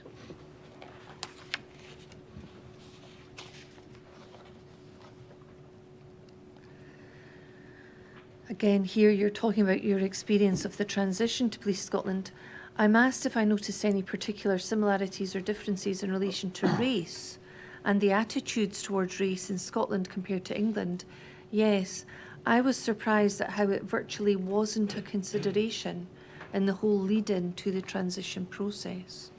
And then at 67, you say when the transition to Police Scotland started, they appointed a DCC to lead the process. Quite early on there was a meeting, and part of the approach was to assign to the chief officers around Scotland a piece of the transition work. For example, I was given traffic and operations. Around that table, it was all middle-aged white men. There weren't many options at that point in Scotland to choose someone who wasn't a white middle-aged man, but there was a woman assistant chief constable, at least one, and she wasn't in the room. I offered to not take forward traffic and operations and suggested that it should be taken forward by our female colleague. That was accepted, and that would leave me with capacity. I suggested that I would take forward a bit of work on culture and diversity and equality implications of the whole process. I was surprised that those issues hadn't been identified as pertinent to the process at that point. Is this really examples of what you've just been saying? That there weren't any women in the room, race wasn't a factor in the room, and you were surprised that issues of culture, diversity and equality were not identified or hadn't been identified as pertinent? Yeah, I mean, what I can't answer for is why there were, to my recollection, no women in the room. May have been perfectly good reasons why that was the case. We were all busy operational senior staff, so I wouldn't claim that in any way to be a kind of cultural thing. Yes, I was surprised. So if you looked at the list of areas of activity, they were all the kind of nuts and bolts of the organisation. I mean, there was one kind of ironic thing that came out of the meeting, that there was a guy there from, I think it was Lloyds Bank or Santander anyway. They were merging, I think, or they had around about that time, and he was in the room to give us some observations on being part of a massive programme of organisational change. And his one takeaway at the end of it was that whatever else you do, the single most important thing you focus on during this kind of organisational change is culture. And then we all sat down to talk about traffic and operations and firearms, and didn't talk about culture. So yes, I was surprised, but anyway, we all have personal responsibility. One person can't think of everything, and so I was able to then go on and assist the process with a bit of work that tried to pick some of those issues up. Thank you. Can we look at 69, please? Again, here you talk about staff support associations, SEMPER, the Muslim Police Association and others. There was no sense that the organisation believed that they had a strategic contribution to make to this transition process. There was no sense that communities had a strategic contribution to make to this process. Dare I say, no real sense even that the workforce had much of a contribution to make to the process. It felt like if you were in the gang, then you would be in the room shaping things. You would be designing it. It appeared as though the reform team would bat away any criticism or any contribution that differed from the decisions that had already been made. And I understand that Sandra Dillon-Clark, who's the chair of Semper, has in her inquiry statement, and hopefully she'll speak to this also in her evidence, said Semper were not consulted and equality issues were not considered at the time. So that appears to be consistent with what you're saying in your statement. There are, of course, people on the team who would vehemently deny that, but yeah. All right.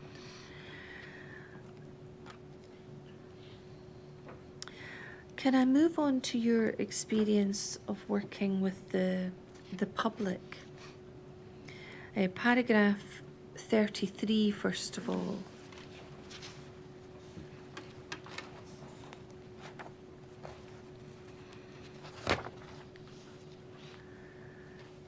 And I'm interested in paragraph 2 of this answer. So if we go to 33 and look at the second paragraph, you see, I was a response officer from 1985, primarily in the south of Bristol, which was then predominantly white working class, lots of poverty, lots of child neglect. So much of my day-to-day work was, to put it bluntly, policing poor white people. I think we said at the outset of your evidence you weren't in a response team in Police Scotland. No. You were a DCC. Yeah. But you do have experience as a response officer, Yeah. and that was in Bristol when you worked there. Yes, 40 years ago. Some time ago. The next door division of which I ended up as the deputy commander was where lots of Bristol's visible minority ethnic communities lived. I can say on reflection with a degree of certainty that we would deploy probably more resource to incidents involving people from the black community, where there was a sense there might be violence, than we probably did in areas where we were policing white communities. This may be my personal perspective, but I think in general terms, there was a higher sense of risk among officers in the context of policing the black community than there probably was in the white community context. As I say, that's a bit impressionistic, and it does go back 3 decades. I'm interested in, and in 34, I should say, you talk about Macpherson, and you say you talk of black communities being over-policed and under-protected. And at 35, you talk about policing, and I won't read out the whole paragraph here, but you talk about policing different communities with a different sense of risk. If we can move down, you'll see that. We've heard evidence from a Professor Meir who gave evidence to the inquiry, and he talked about racial bias in judgments of physical size and formidability, and the size of the person and the perceived threat or harm that they could potentially cause, and he called it a harm bias. So a perception of a greater threat from black men who may have been muscular in their physique, and talked about a study from America, Wilson and others, where 2 men of similar muscularity and size, one black, one white, and I'm summarising here, the black man would be seen and perceived as being at greater risk of causing harm and greater threat. And Professor Meir talked about the impact and the consequences of that perception. And he said that, yes, if there was a perception of the black man that he was potentially going to be capable of causing greater harm, and that was a misperception because the men, the white man and the black man, were similar sizes. He said that there's an over-attribution of size, but there's a greater likelihood of perceiving the man as risk of causing greater harm. And he said that it didn't simply stop there, not just in terms of size and harm, but the consequence of that was that potentially greater use of force would be adopted against the black man, and that force would go on longer. I'm interested in, I've obviously summarised Professor Mears' evidence to a large extent, but does that appear to tie in with what you were saying about this perception of harm when you were policing black communities?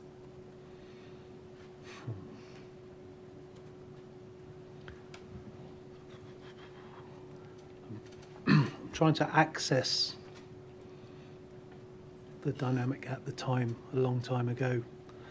I recognise what you say. I think our perception, so I'm talking about me as a young patrol officer, I think our perceptions were driven, my perception, probably driven, that would be subconscious, I think, or Yes. unconscious.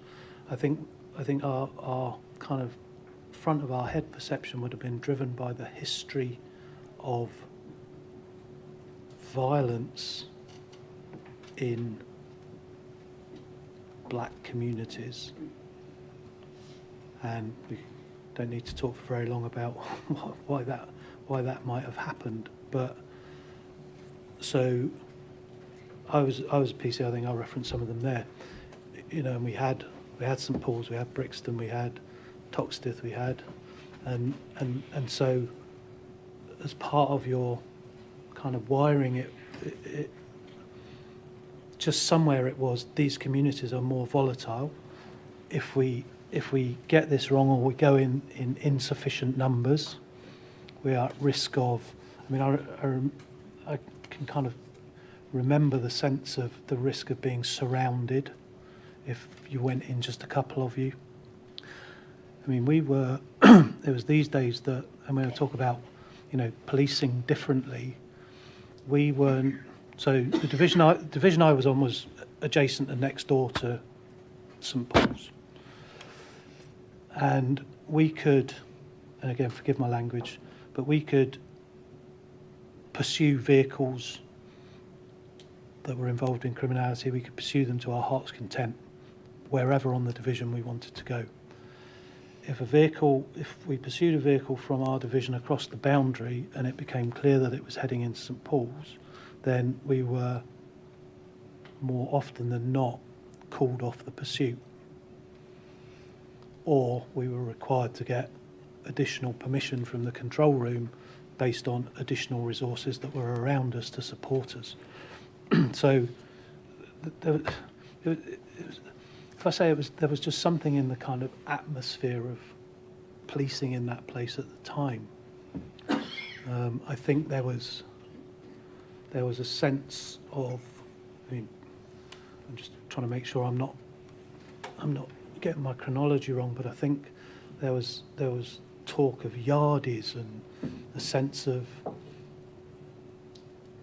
young black men being involved in kind of serious organised crime in terms of drug dealing, in a way that in white estates it was sniffing glue and a bit of cannabis and and it just, and of course those things aren't true, but I'm just trying to kind of give you access to where I think my head and maybe my colleagues' heads were. So it was sort of reinforced by the organisation in terms of operational procedures and what we saw on the news. And Keith Blakelock had been killed, and we were, you didn't want to be the next Keith Blakelock. So there was a lot going on around that, but and that's what I mean about, where I talk about we used more resources. I would say in general terms, you would want backup going into St Paul's in a way that you wouldn't necessarily going into Bedminster, 2 miles down the road. and all those things build. They build a kind of background mindset. And that mindset was not corrected by the service you were working within at that time? No, I mean, there were, again, you give a really straightforward answer, but there were some real heroes. Superintendent Dave Warren that I worked with in St Paul's was a real pioneer of police engagement with communities. Detective Superintendent Steve Livings, who was kind of involved in the development of family liaison, and there was a there was a murder in St Paul's on New Year's Day in 1996 of a guy called Bangy Berry. There was a community worker who intervened in a robbery and got killed for his trouble, and right in the middle of St Paul's, and the police response to that, you would still look at that now and say that was exemplary, because it was about engagement with the community and the family, and so these things are never binary. It's not just it was all bad. There was some great stuff going on, but I'm just trying to give a sense of the kind of prevailing things that played around in the mind of a patrol officer at that time in that place. Thank you. I'd like to move on to paragraphs 44 and 45, and this relates to the death of Mr. Menson. So we talked about this paragraph at the beginning of the day. Yep. Let's look at 44 first of all. This is the one that you corrected this morning for us. One case immediately came to mind when I was asked about those terms. There was a man called Michael Menson, who was a black musician who was found at the side of the road. He had burns all over his body and was taken to a hospital. If I remember rightly, while he was in hospital, in and out of consciousness, he told the nurse that he'd been attacked. The Met decided he was a mad, bad schizophrenic who'd set fire to himself, and that was how the case was finalised. The Racial and Violent Crime Task Force reinvestigated the case and managed to find a telephone box which Michael had been held against, sprayed with some sort of accelerant and set on fire. Clearly he'd been murdered. They reinvestigated it, and then you've corrected the position regarding these suspects. And then you say 45, that was a massively impressive piece of detective work, a massively important case, like the racist murder of Stephen Lawrence, in terms of challenging the perception of the first officers on the scene and challenging the perception about an investigative hypothesis or investigative strategy that decides within the first 20 minutes what's happened, and then you go around looking for the evidence to prove your case. The reason that triggered in my mind was, I think it was my reading around that case and also reading about a number of deaths in custody that were ascribed to positional asphyxia that raised my awareness of police attitudes to mental health issues. I think that would have been when I started to become aware of terms like that and to read a bit more into some of the mental health issues and the behaviours that can be mistaken for being drunk or on drugs. And the Michael Menson case, I believe, is really important in this context. I'm interested in your impressions of the significance of this in relation to policing someone who has been perceived as having mental health issues. Yes, and I must make clear that I had nothing personally to do with that case in terms of its investigation or the aftermath. The reason it matters to me is it's one of the very first boxes of files I got out when I arrived in in the Met and the Diversity Directorate, and I can remember just thinking I'll just get a sense of this case because it's clearly important to the history of the unit, and just being immersed in it for days, reading as much as I could. So in terms of its personal impact on me, I think it was significant.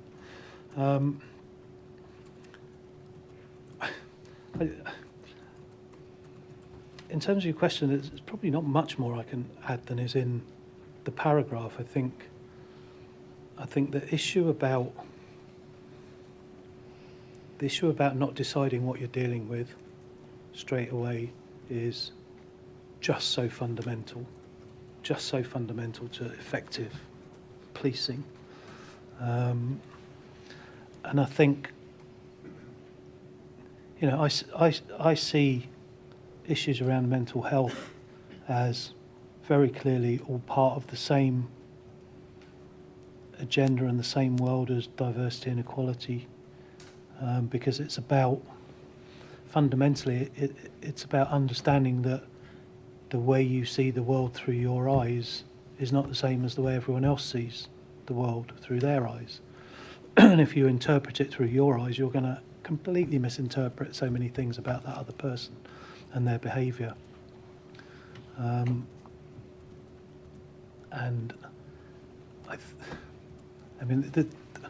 this case has so many things in it, but that I think is one. You know, not listening to Michael when he was in hospital, not listening presumably to the nurse to whom Michael told the story, and having.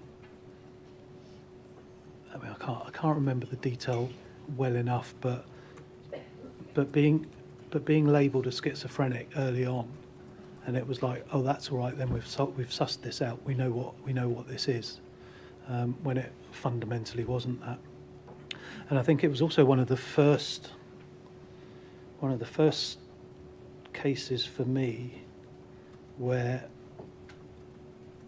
I had a glimpse of, because I had dealings with Neville Lawrence before this, but having a glimpse of how appallingly difficult